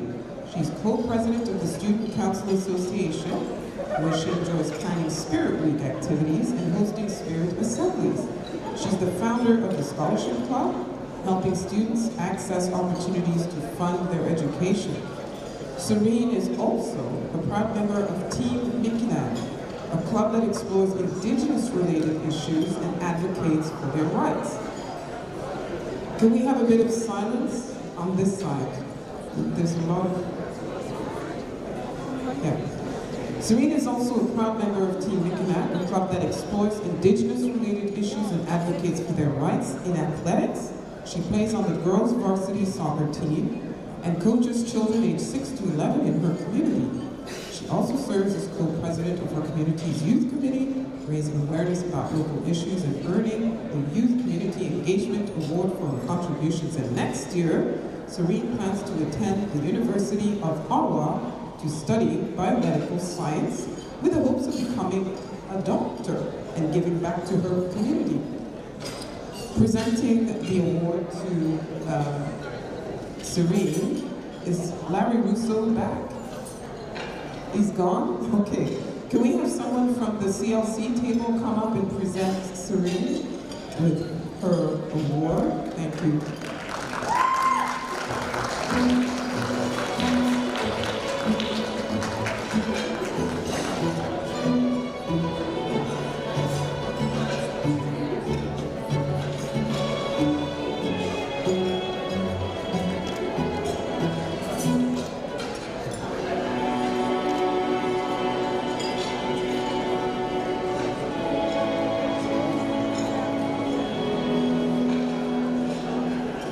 The next recipient is Tega Okoro, Sacred Heart High School, Ottawa Catholic School Board.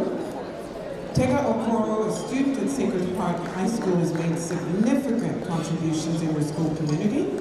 She's been an active member of the Black Student Association, organizing meetings and social events that foster a sense of community and support. Her involvement with the Black Student Forum led her to become an MC and presenter, planning and delivering impactful workshops on critical topics like systemic racism, mental health, and dance.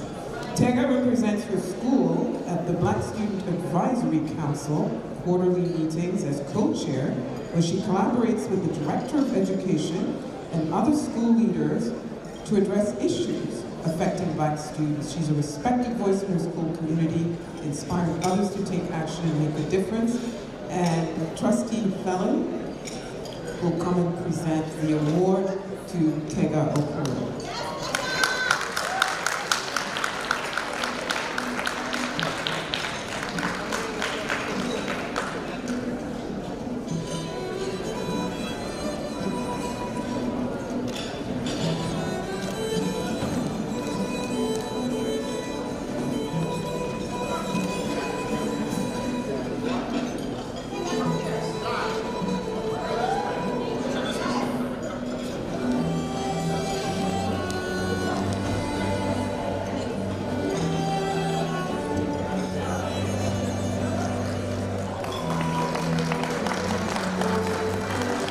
So that's it for the awards, but the young people, there were a few, apparently there's a handful of young people who had prepared speeches. Can you come up to the front?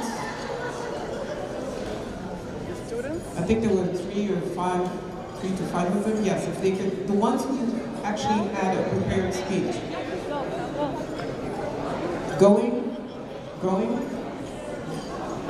We have 10 seconds to come up here so that we can hear from you.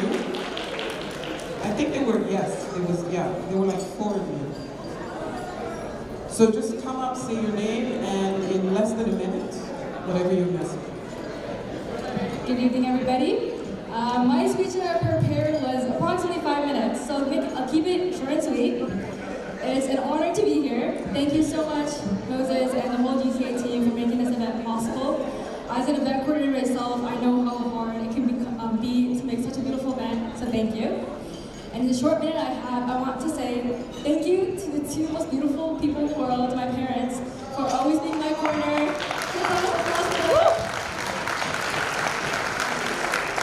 And also, please Google Uyghurs. Uyghurs are going through atrocities and a genocide that is unimaginable to talk about. All my work revolves around Uyghurs and human rights, so if you guys get a chance, please do Google Uyghurs. Thank you.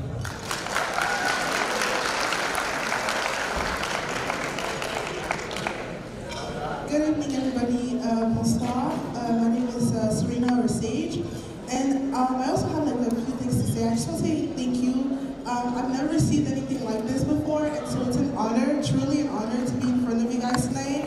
I want to say thank you to Madam Kuna, Miss Martinez, and everybody else in my school that, supported me and, chose me for this award, and my mom. Thank you, sometimes there's especially for the activities at school, you want to quit and stuff, and she's pushed me, and Madam Kuna's pushed me, and so thank you for the award, and congratulations to everybody else that has received awards. You're all amazing people, and keep doing the work that you're doing. Yeah, thank you.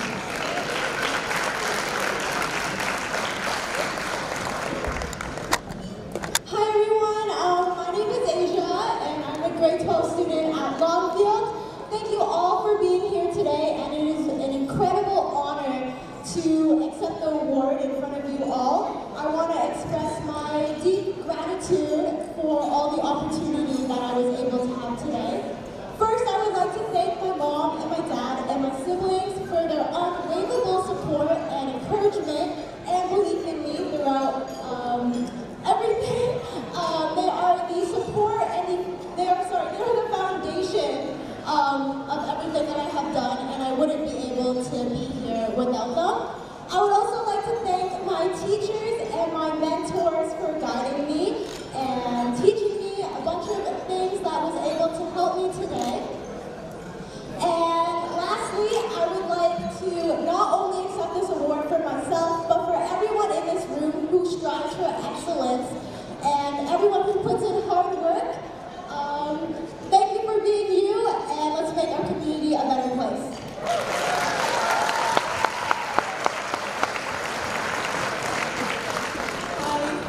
So my speech isn't going to be as amazing as hers. Just 5-second speech, but I just want to say I'm deeply honored to receive this award, and I'm so grateful, and I want to express my gratitude to the Global Community Alliance and everyone who tirelessly works to make it possible.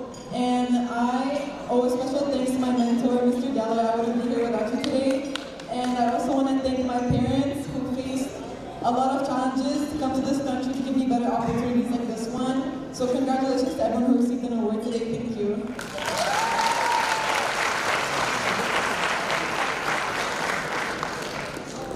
Thank you, everyone. My name is Rachel. I'll keep it short and sweet just to finish off. I would like to say a quick thank you to everyone who made this event possible.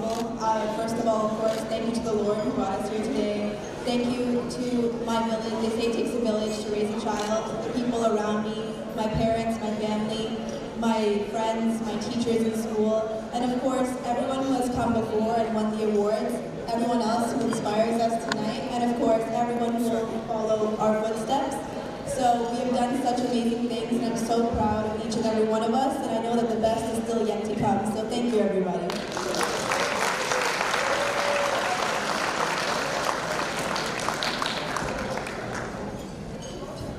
Hi everyone, my name is Victoria and I'm a grade 12 student.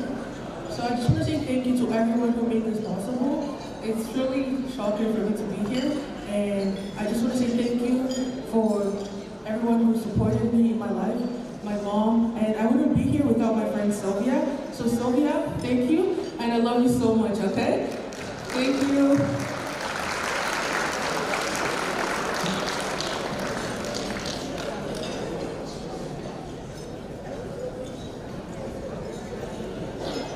Good evening, everyone. I'm truly honored and grateful to be receiving this award. Thank you to the Global Community Alliance for this recognition and for celebrating the achievements of young Black leaders. I moved to Canada 4 years ago, and this journey has been full of ups and downs, and it's always been important to me to create safe spaces for Black students where they feel seen, heard, and comfortable in their own spaces. Thank you.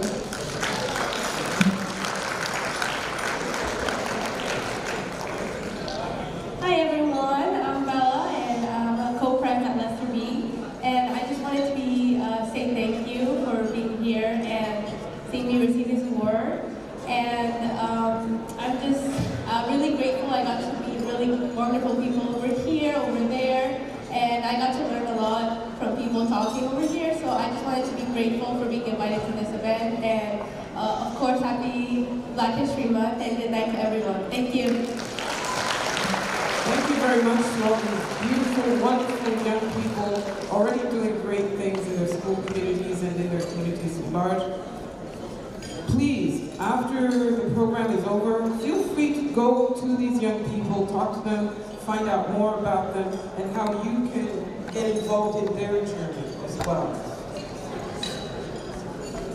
So, the highly anticipated keynote speech by Councilor Wilson King, former Deputy Mayor of Ottawa. No?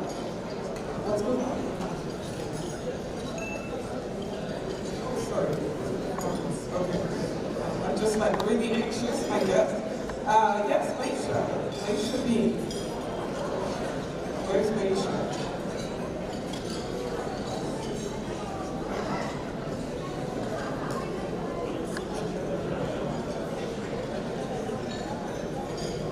Is Maisha in the room?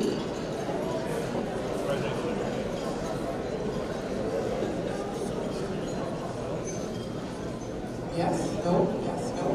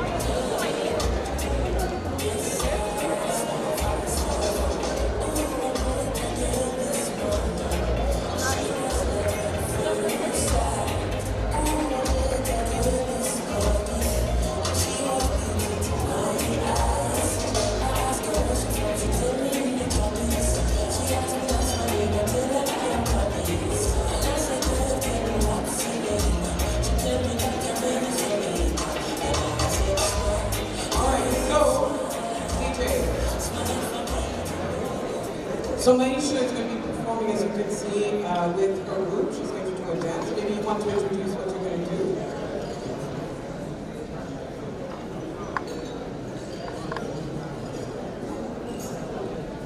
Hello. Hi everyone. I'm Maisha B. I'm so excited to be here performing tonight for the third year in a row, which is so amazing that we were able to do this event again. I always have such amazing memories here. And I'm so excited to share some new projects with you guys, and I hope that you all love my music. The first song I'm going to be singing is an original that just came out recently. This one's called Prove It. Hold on. Actually, I have to say something. Guys, I feel like the energy tonight is not like as much as normally. I can't perform if there's no energy. I need you guys to pump it up. I hope you guys like this one.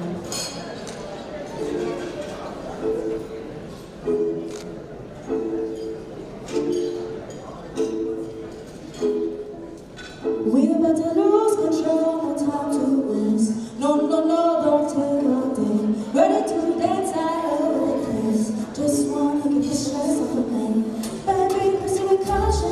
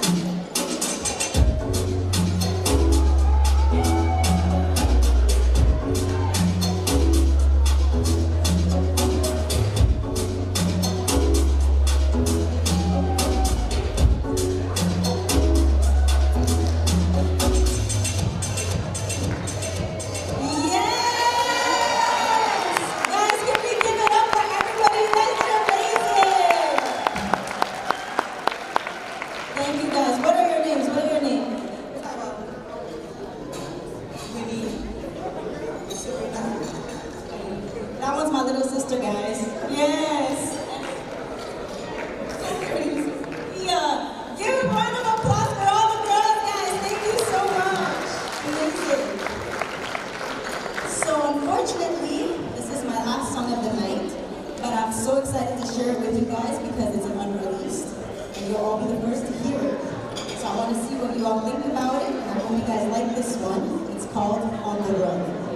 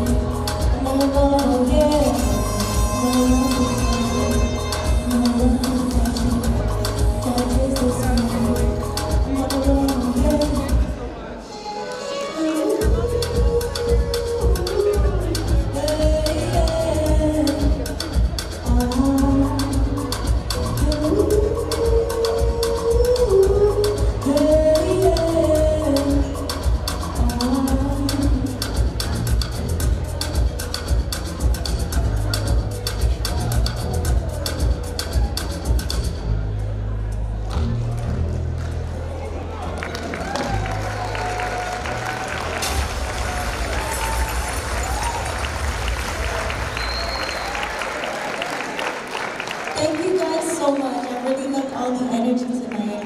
And before I go, I just wanted to say a huge thank you to everybody for putting this event together, to Mr. Pratt and Mrs. Pratt. They always support my journey and my music, and they encourage me a lot. This is a very important event, and I'm so glad to be a part of it, and I just want to say thank you again. Thank you. I really appreciate it. And I hope you guys have a wonderful rest of your night. Oh, and if you guys want to check out more of my music, you can look at me at Maisha B. That's Maeeshab. Thank you, everybody. Happy Black History Month.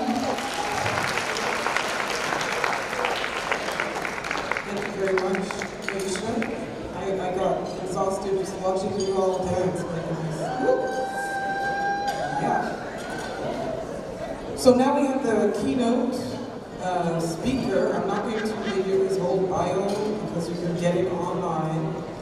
But what I can say is that Councillor Ross King represents Freedom Rockcliffe Ward 13 as Ottawa's first Black City Councillor, who was elected in a historic by-election in 2019 and re-elected in 2022. Currently, and this is very important, he is the chair of the Build Heritage Committee, and he serves as the council liaison for anti-racism and ethno-cultural relations initiatives.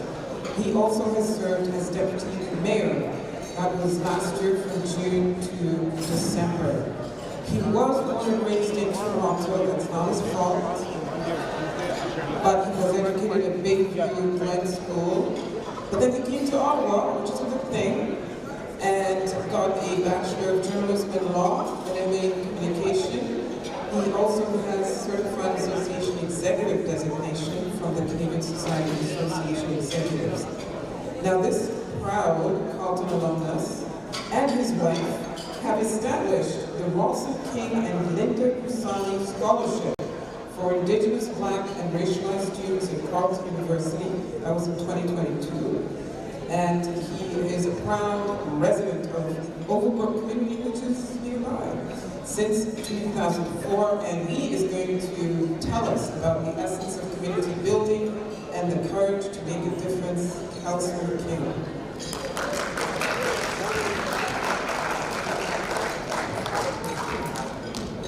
Thank you so much, everybody. Before I begin, why don't we give it up to those amazing youth, the youth who have the awards, the youth who have entertained us. It's amazing to see the incredible potential of the youth. So distinguished guests, community leaders, award recipients and friends, good evening. I'm deeply honored to address you tonight on the essence of community building and the courage to make a difference as we celebrate Black History Month at the annual Global Community Alliance Gala and Awards Ceremony. As an Ottawa City Councillor and as Council Liaison for Anti-Racism and Intercultural Relations, I stand before you with profound gratitude for the opportunity to reflect on how courage and community have shaped our journey, celebrate those who have dared to make a difference, and chart our course forward together. But before I begin, I'd like to take a moment to acknowledge that the people of the Algonquin and Anishinaabe Nation have lived on this territory for millennia. Their culture and presence have nurtured and continue to nurture this land. The City of Ottawa honors the people and the land of the Algonquin and Anishinaabe Nation, and the City of Ottawa honors all First Nations, 218 people, and their valuable past and present contributions to this land. I want to really express my deepest gratitude to Kelly and Nami for their extraordinary work in organizing this gala. So if you could give them a hand, it would be much appreciated. Through their dedication and vision, they have created one of Ottawa's most anticipated and cherished events in our social calendar. And we always look forward to this event every year to just really engage and see the incredible achievements of our youth. This gathering brings together an incredible mix of leaders of all levels of government, and I know they're around these tables here. I know my good friend and colleague, Senator Clement, is here. I want to really acknowledge her, the first Black female mayor in the province of Ontario, and also a senator who represents us proudly. I also want to acknowledge members of our city government. Our chief of police is here. Our deputy chief is here. I saw Councillor Tierney around here as well. We want to express our appreciation for being here, along with many school board trustees, community advocates, and stakeholders from our city's wonderfully diverse and multicultural population. Your commitment to celebrating Black History Month is such a meaningful and inclusive way that helps strengthen the fabric of our community. You know, the story of Black history in Ottawa is woven into the very fabric of our city, dating back to its earliest days, indeed its origins. As we know, Black history is Canadian history. Indeed, our community roots run deep. We have to remember that a Black entrepreneur was instrumental in establishing this region's lumber industry and trade. And it's also important to note that the Black community has been here since the inception of this city, since the inception of apartheid. I wanted to, before I get deeper into my remarks, really outline some remarkable facts that come to us from Black History Ottawa that many might not know. The first child of color was born in the Bytown area in 1835. In 1850, Black businesses were already established in Bytown. Throughout the 1840s, Black children attended local schools and families participated in church services with baptisms recorded throughout the decade. In those same years, when our first hospital was established by Elizabeth Greer, when its doors opened, in its first week, one of its first patients was a black patient receiving care due to injuries in the lumber trade. I think it's always important to note that often people talk about the black community as newcomers.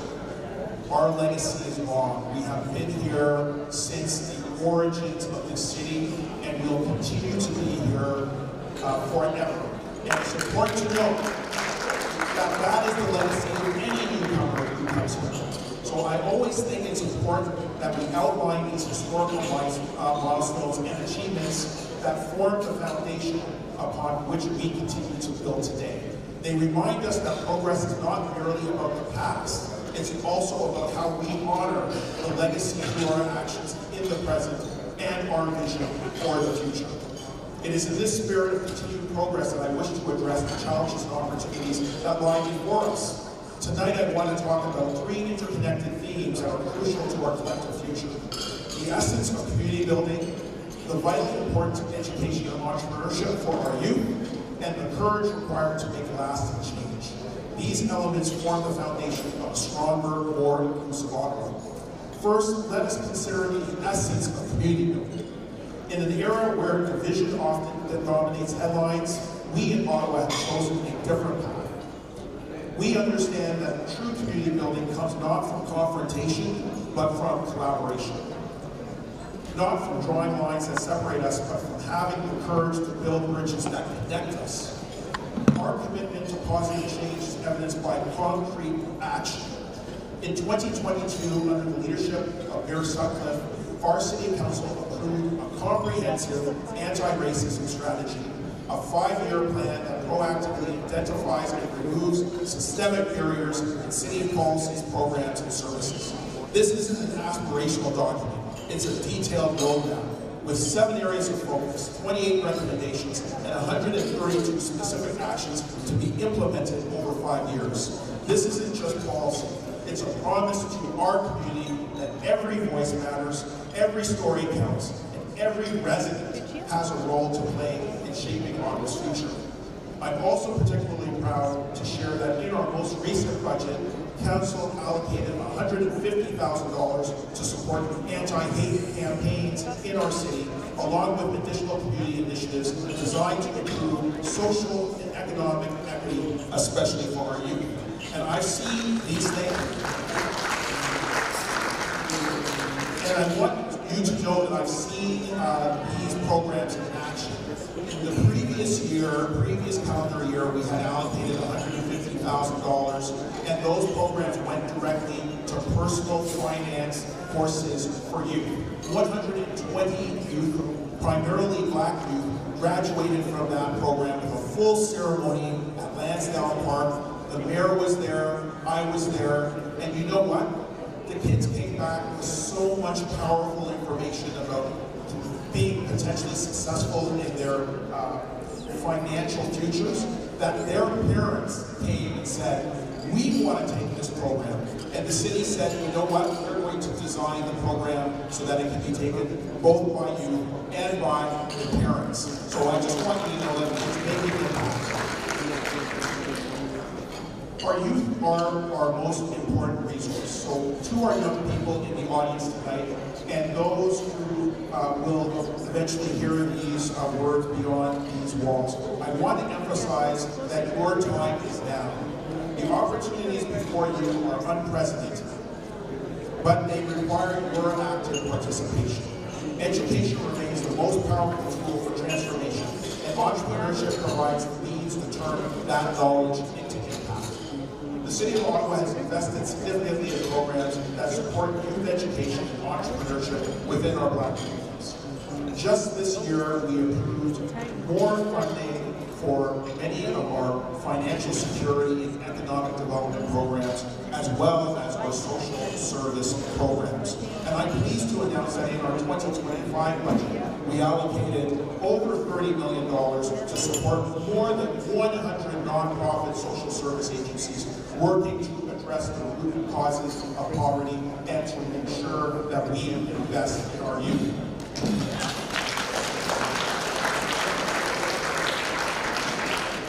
I must say I'm particularly proud of our city's commitment to equity, diversity, and inclusion. This isn't just a slogan for us. It is a fundamental principle that guides our decision-making at every level. Through our equity and inclusion lens, as a city, we ensure that every policy, every program, every initiative considers the diverse needs of our communities. I'm also especially proud to announce a watershed development in our community, the establishment of an independent Ottawa Black Coalition. In May 2024, I met with several Black-led, Black-focused, and Black-serving organizations who committed to creating this coalition. This unified approach will transform how services are delivered to Ottawa's Black community through shared resources, coordinated programming, and stronger advocacy. The coalition will work towards building community-owned assets, developing sustainable funding models, and creating integrated service delivery hubs that better meet our community's needs. Translation: they're Black people, not just in Toronto and Montreal. We need to ensure that the resources come to Ottawa, that we have the community programming as well as the community centers to provide that programming. And I can say that sitting down with the social service agencies that are driving this, I know that that will become a reality in the near future. And I see some of those members in the audience. I want to salute you. Thank you for the work that you're doing on behalf of our community.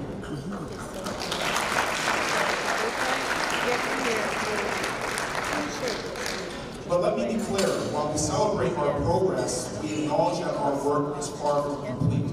The challenges of systemic racism, economic inequality, and social barriers persist. However, these challenges don't define us. Our response to them does. And our response must be one of unity, determination, and unwavering commitment to positive change. To the award recipients we honor tonight, and I can honestly say, seeing you come up,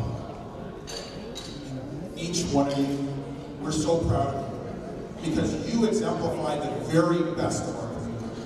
Your achievements aren't just personal triumphs. They are beacons of hope and inspiration for others. You show us that excellence knows no boundaries, that determination knows no limits, and that success is sweeter when it lifts others up along the way. So let us commit tonight to supporting our youth, not just with words, but with concrete opportunities and resources. Promoting entrepreneurship as a pathway to economic empowerment and community development. Strengthening our commitment to equity, diversity, and inclusion in every sphere of city life. Engaging in politics that unites rather than divides, that builds rather than destroys. To our young people here tonight, the path ahead will have its challenges. Yes, there are still systemic barriers to overcome, but remember this, you have something powerful on your side. The legacy of perseverance that runs through our community like a golden thread. And I know that for a fact because I see the youth, the children with their parents, and we know how hard the parents had sacrificed. We had heard just some stories from some of the youth that were on this platform just a few minutes ago. It's important that we continue to work together to face obstacles, because there will be many obstacles. But it's important to remember that you stand on the shoulders of those who face even greater barriers and prevailed. When you encounter setbacks, and you will, remember that every breakthrough we celebrate today was once someone's impossible. Your generation, and this is why I have no fear. I mean, it's interesting, we have an interesting guy south of the border. We have unbelievable existential challenges like climate change. But I have every hope in the world when I look at our youth and when I go to schools. You might not believe this, but I prefer talking to you going to the schools than sitting through 7-hour council meetings. I sit through those council meetings because of the youth, and I'm thinking of the youth all the time as to how we can advance and ensure that they can move forward. But the reality is, I feel optimistic because your generation has the talent, you have the tools, you have the technology, you have the opportunities that your predecessors could only imagine. But more importantly, you have their example of perseverance. Every time you push through a difficult course of study, submit one more job application, refine your business plan one more time, stand up against injustices one more time. You're not just following in their footsteps, you are extending their path into the future. But we need you to do your part. This means pursuing excellence in whatever path you choose, whether it's academic studies, skilled trades, or entrepreneurship. Building networks and seeking out mentors who can guide your journey. Taking calculated risks and being unafraid to innovate. Learning from setbacks and using them as stepping stones to success. Oh, this is the best part. In closing, let me share a vision of Ottawa that I believe we can achieve together through community building and courage. A city where every child, regardless of their background, sees unlimited potential for their future. A city where diversity is not just celebrated, but is recognized as our greatest strength. A city where courageous leadership creates meaningful change, where education opens doors, and where entrepreneurship builds lasting prosperity. This vision is within our reach, but it requires all of us, and I mean all of us, to embrace the essence of community building and summon the courage to make a difference. It requires your passion, your dedication, and your unwavering belief in the power of collective action. As we honor Black History Month, let us remember that we are not just celebrating our past. We are actively writing the next chapter of our story through the courage to build stronger communities. Thank you for your attention this evening. Let us move forward together with hope in our hearts and determination in our steps to build the Ottawa we know is possible. One that exemplifies the true essence of community and transformative power of courage. Thank you so much, and God bless.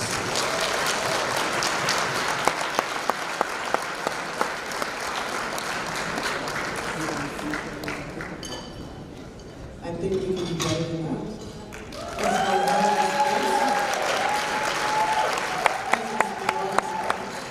I had the pleasure of hearing Councilor King yesterday. It seems like we're following each other around. We keep ending up at the same events. Merci beaucoup, Monsieur le Conseiller. And this is another very inspiring moment, because as you know, this event is also a fundraiser in a way. So Kelly and Young, you're going to come up. This is for the donation to the Ottawa School Breakfast Program. And the donation will be received by Ms. Heather Norris, the President and CEO of ONFE.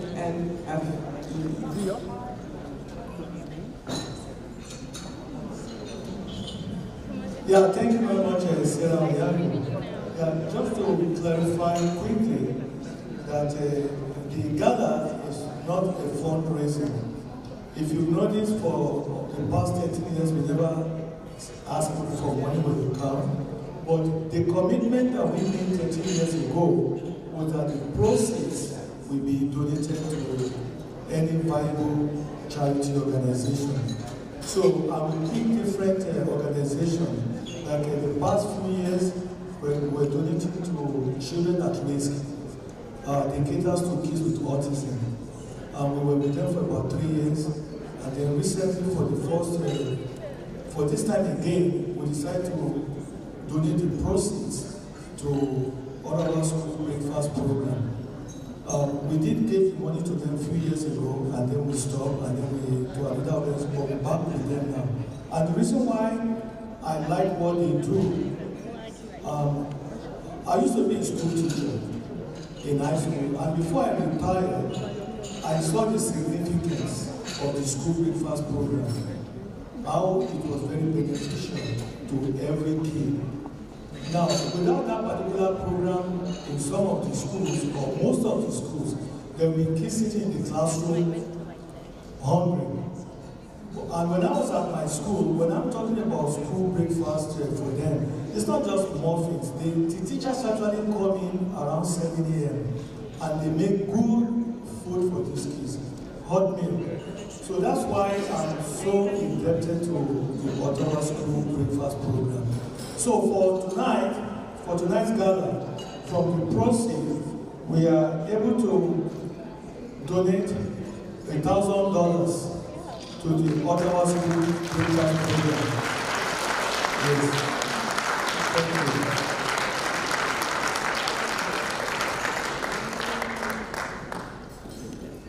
Now, many of you might remember Kathy McGinley.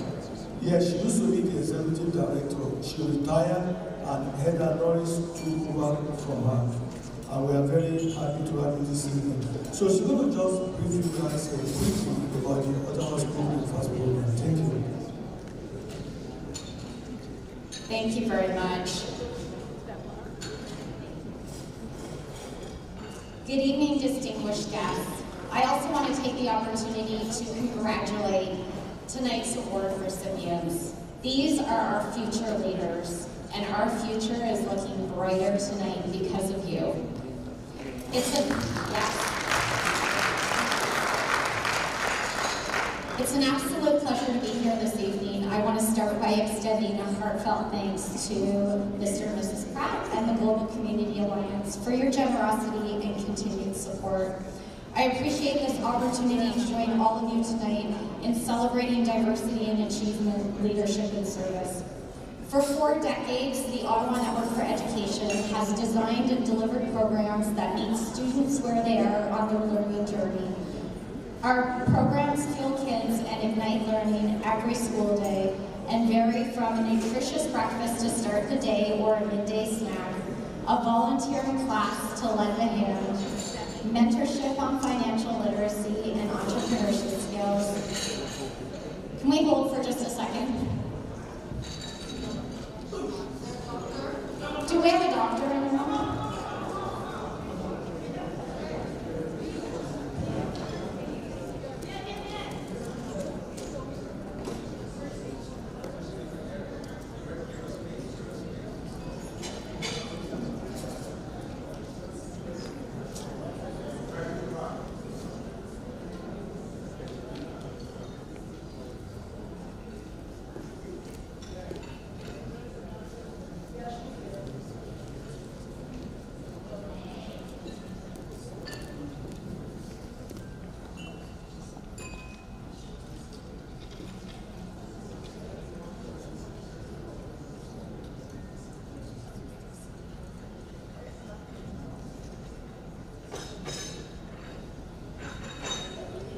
Thank you, everybody, for your support there.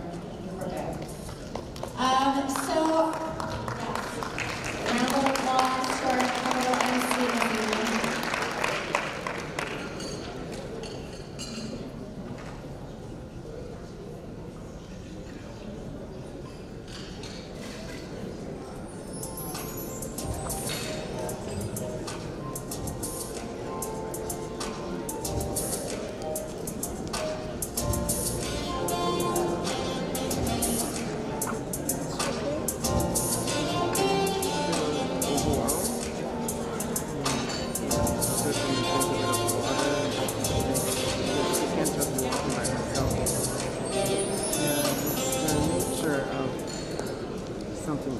Thank you again, everybody, for the support. So the programs that we offer, I've started to list the programs, but I am here to talk tonight about our largest program, the School Breakfast Program. It's sometimes hard to imagine that in a city like Ottawa, there were children who would start the school day hungry if not for this program. Every day we ensure thousands of students across Ottawa have access to nutritious breakfasts and snacks in over 200 schools. The need for school food programs is greater than ever before. Prior to the pandemic, for years, we consistently served 13,500 meals every school day. Now we are serving over 22,000 meals and snacks. That's a 67% increase in just 5 years, and this demand continues to grow. For many students, the school breakfast program is the difference between starting the school day ready to learn or potentially falling behind. Our goal is that no student in Ottawa start their school day hungry. In schools where the program exists, it's available to everyone, and I can assure you that this program exists in schools and neighborhoods where you wouldn't expect it to. School food programs are about more than just food. A nourished student is likely to have higher attendance, is more likely to stay engaged and graduate, and pursue higher education. A teacher said it best when they shared the story of 2 sisters, ages 5 and 7, who struggled with regular attendance. In supporting the family, they discovered that missing school was often related to food insecurity. If they did not have enough food at home to send snacks and lunches, they would not be at school. With the support of our breakfast and snack programs, we're able to ensure that they can attend school regularly and have healthy food, fueling them throughout the day. And what you might not know is that schools were not purpose-built for food security programs, particularly elementary schools. Some schools have a kitchen, some schools have a small canteen off the gym, but many need our support to identify and set up a kitchen-like space, which is why some students can sit down to a hot cup breakfast, while others have a grab-and-go option with a bin of fresh fruit, vegetables, cheese and crackers, and yogurt. Schools have to use the delivery model aligned to their situation and needs. And I can tell you that from a very young age, many children treasure that food that shows up in the bin in their class every morning. Sometimes little and not so little hands go into the bins a couple times a day, while others do not have to go in at all.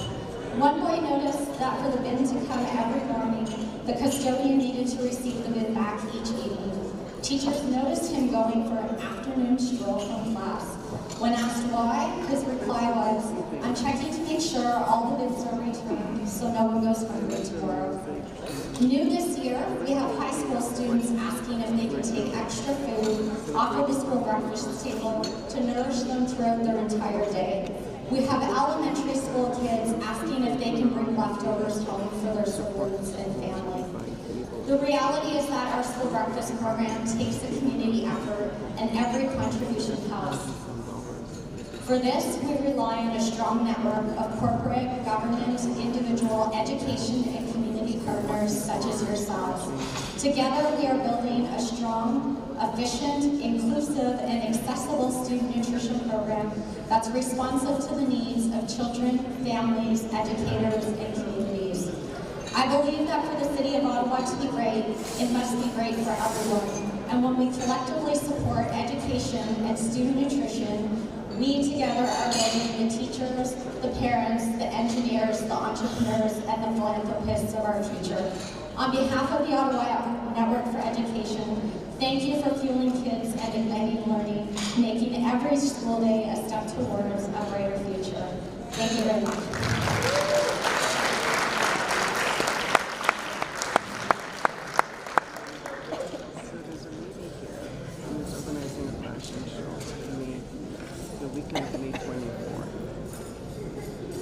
Yeah, thank you very much. She'd like us to take care of it. Now, the proceed is for a very good cause. And Sarah is doing fine, just relaxing back there. So I guess at this point now, I have to take over as the co-MC. And I've never done this before, but let's see how I can do. Yes, so thank you very again, Mrs. Norris, for showing up with us for the school breakfast program. Now, on the program, we are supposed to have a door prizes, and then we do the vote of thanks.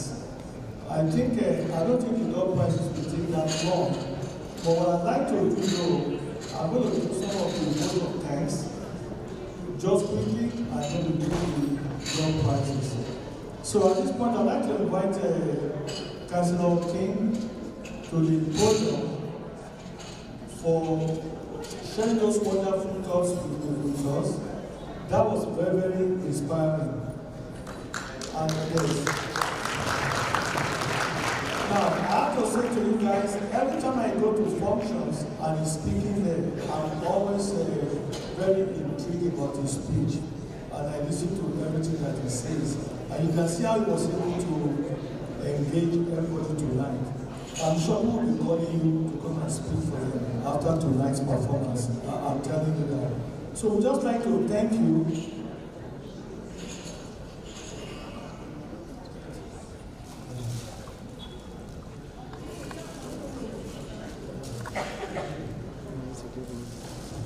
So, Councilor King, yes, please, we would like to present you with this, just for coming to share your time with us.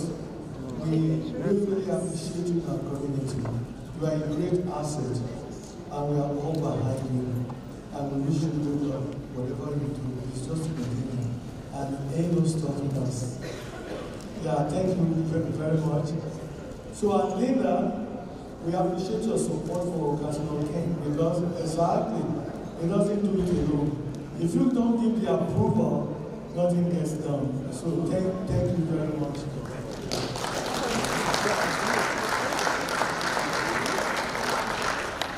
Now, so while we are still on this, I will also take the time now to thank our fashion show presenter, Miss Gifty Adia. If Gifty is in the house, please she come to the front, please. Is she there? Okay. Well, what about Maisha? Okay, well, if none of them are currently present, I think what I will do there, we'll do the door prizes there. Okay, so with the door prizes, please make sure that you will fill out the bottom section of your ticket and in this basket. So that will be done by Victoria, and she will coordinate it. Did everyone get the coupon in here on their ticket? You didn't get yours in? Where is your ticket? Quickly, please, quickly. If you did not get it, put your card. What are the chances? If you did not put in your stuff, can you please bring it quickly, please? 1, 2. Winning to win cards. That's your and his sister.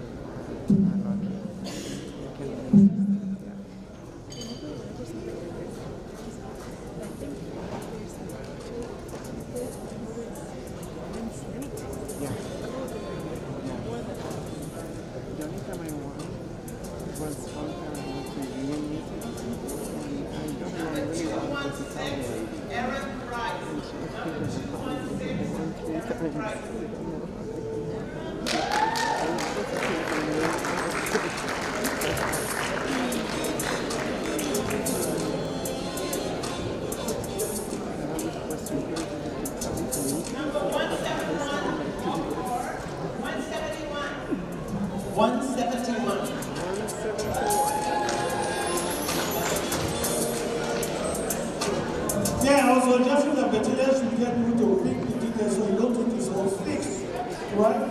Exactly. So you know, more transparency. So get different people to pick it.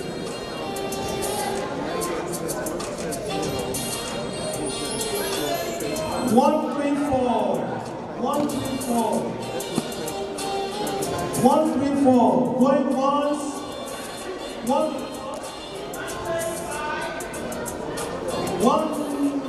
3, 4.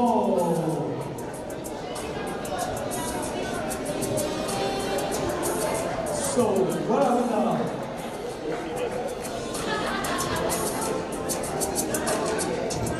Two, 5, 9.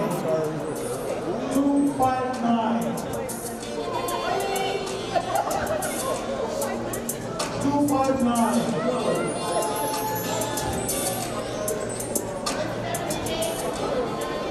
178. 178. Going once, twice.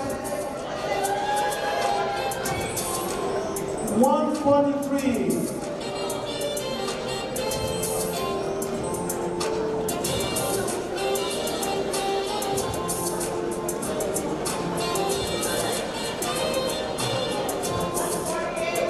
148. 148.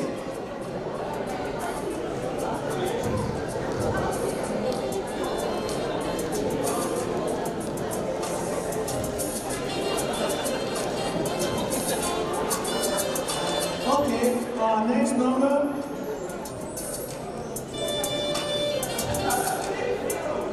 60. That's good. Is that for the group? Is that for the group? 60. 149. 149. Wow. Same thing.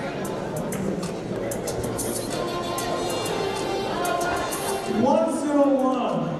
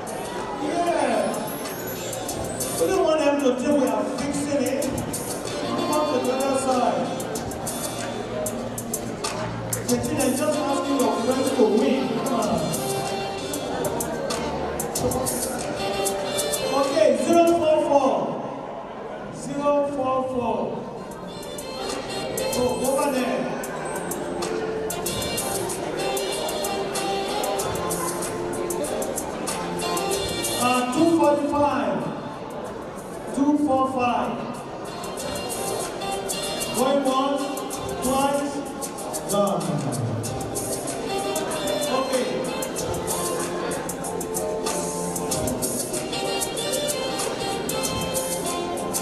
And Alice, you have the wedding ticket? Okay. You are still open. That's good. 105.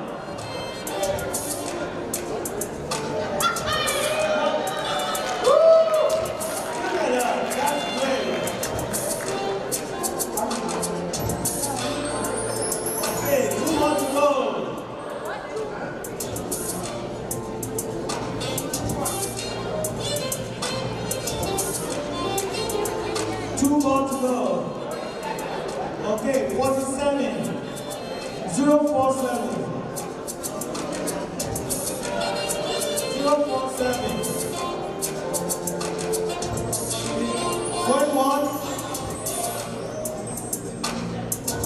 047. Not yet. Maybe I should do it. Okay, 047. We have two more to go. 152. Maybe we should come back on this side. Let's put more winners on this side. This is the winner's circle. This is the winner's circle. Here we should come on this side.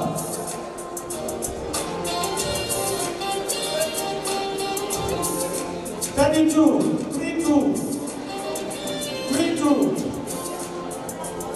Wow. Okay. Wow, these two things are not going. I can't tell you that.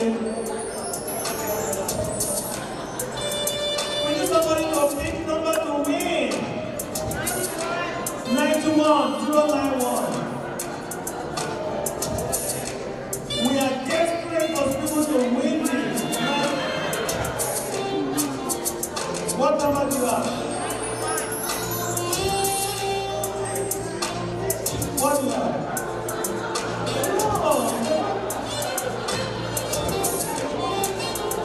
Oh my God, did you hear that? Somebody is winning, come on. Virginia, can you come on this side? This is the winner's circle. 2 months ago, I have to be transparent. Everybody's watching me. Over 700 guys looking at me. 127. Oh, sorry, 107. 107. Oh my God, I'm getting tired. 107. Woo! Finally, thank you.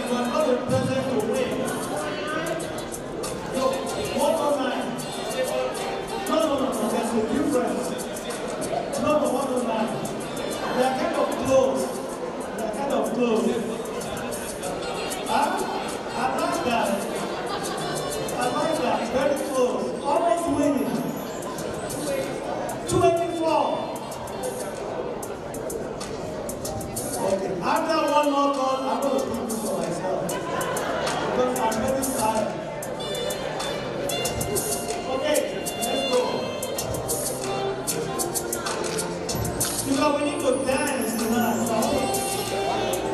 253.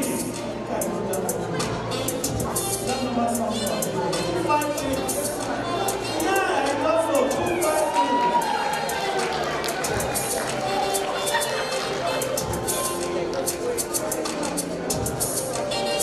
Thank you. Yes, thank you very much. Thank you. Now we are done with the last part, which is the vote of thanks. And after the vote of thanks, it doesn't mean that you have to leave. Okay, please, we can network. The DJ is all ready to get the floor rolling. So vote of thanks doesn't mean good night. It just means we are now moving to the second phase.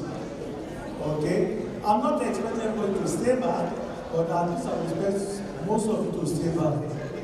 Okay, guys? And some of you, I know where you live. So if you live early, you're going to come to your place for the after party. I'm not mentioning any name, you know?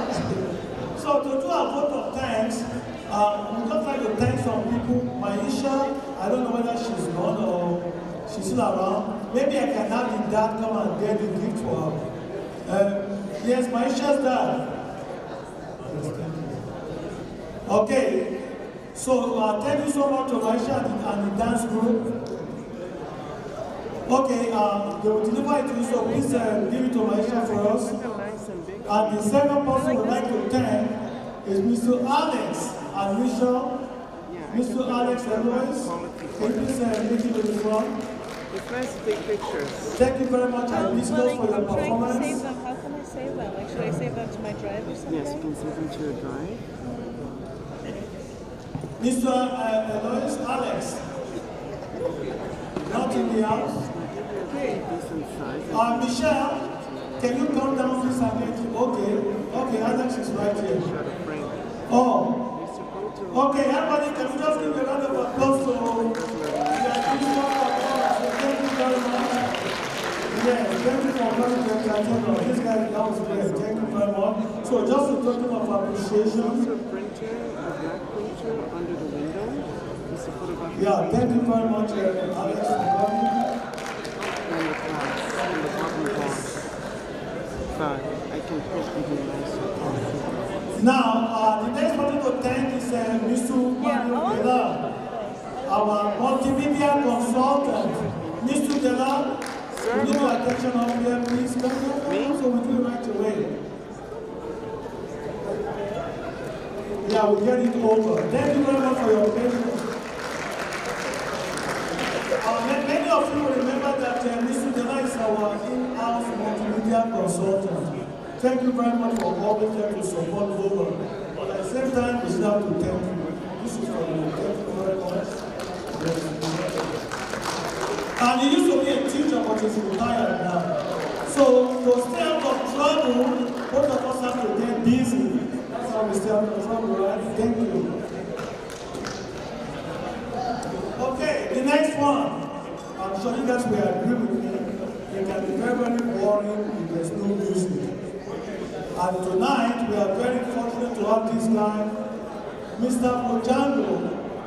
He's our music coordinator. He's been with us for so many years. So he's going to come up to receive his own award. Because he's going to jam us all wrapped up tonight. Thank you very much, Mr. Mojango. Thank you.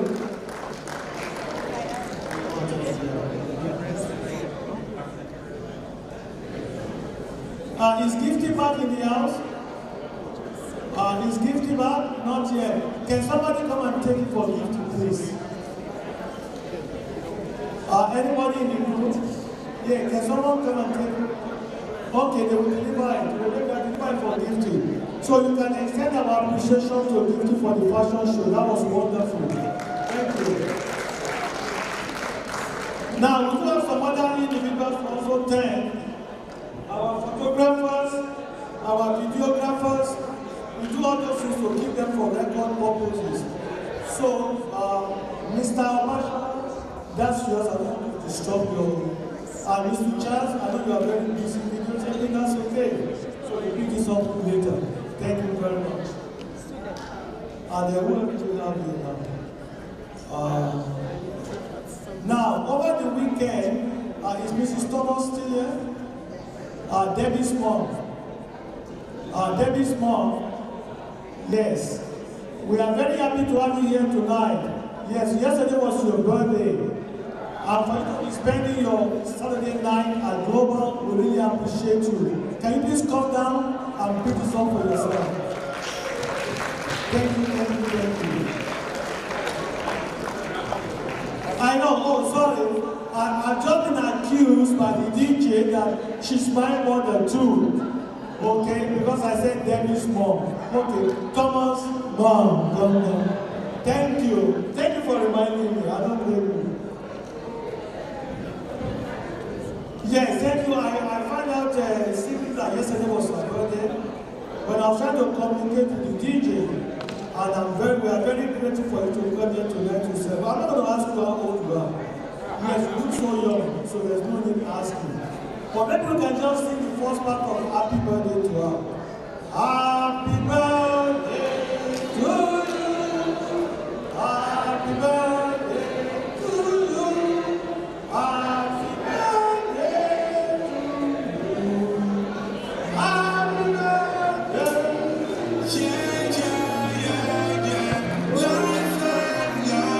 Celebrate love, celebrate love. Okay, so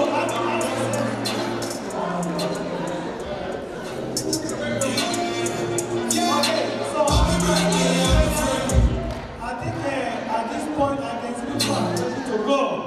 And that's why I wrote on time, but remember you don't have to leave. We are just starting. Ain't no stopping us. Okay, DJ, roll the music. And next year, guys, just to remind you quickly, at the back of your program, please take it with you. The 14th GCA Gala will take place on February 28, 2026. So you don't want to mark your calendar down. We appreciate your support and we hope to have you guys back. Now, people say to me, oh, that was a wonderful gala. Remember, if you guys didn't come, it would be wonderful. It's because you are here, that's why it's wonderful. Okay, so let's keep that in mind. So we are looking forward to having you guys back. We really appreciate you, we appreciate your support. This is great for the community. And for those of you that come to present to the kids, thank you very much. We need your support. Now, I'm looking for a keynote speaker. So if I call you up, don't even think of saying no to me. Because I don't take no for an answer. Thank you very much. Councilor King, you set the standard. Exactly. You set the standard, so I'm looking for more like that. Thank you very much. Thank you. Thank you. Have a wonderful evening.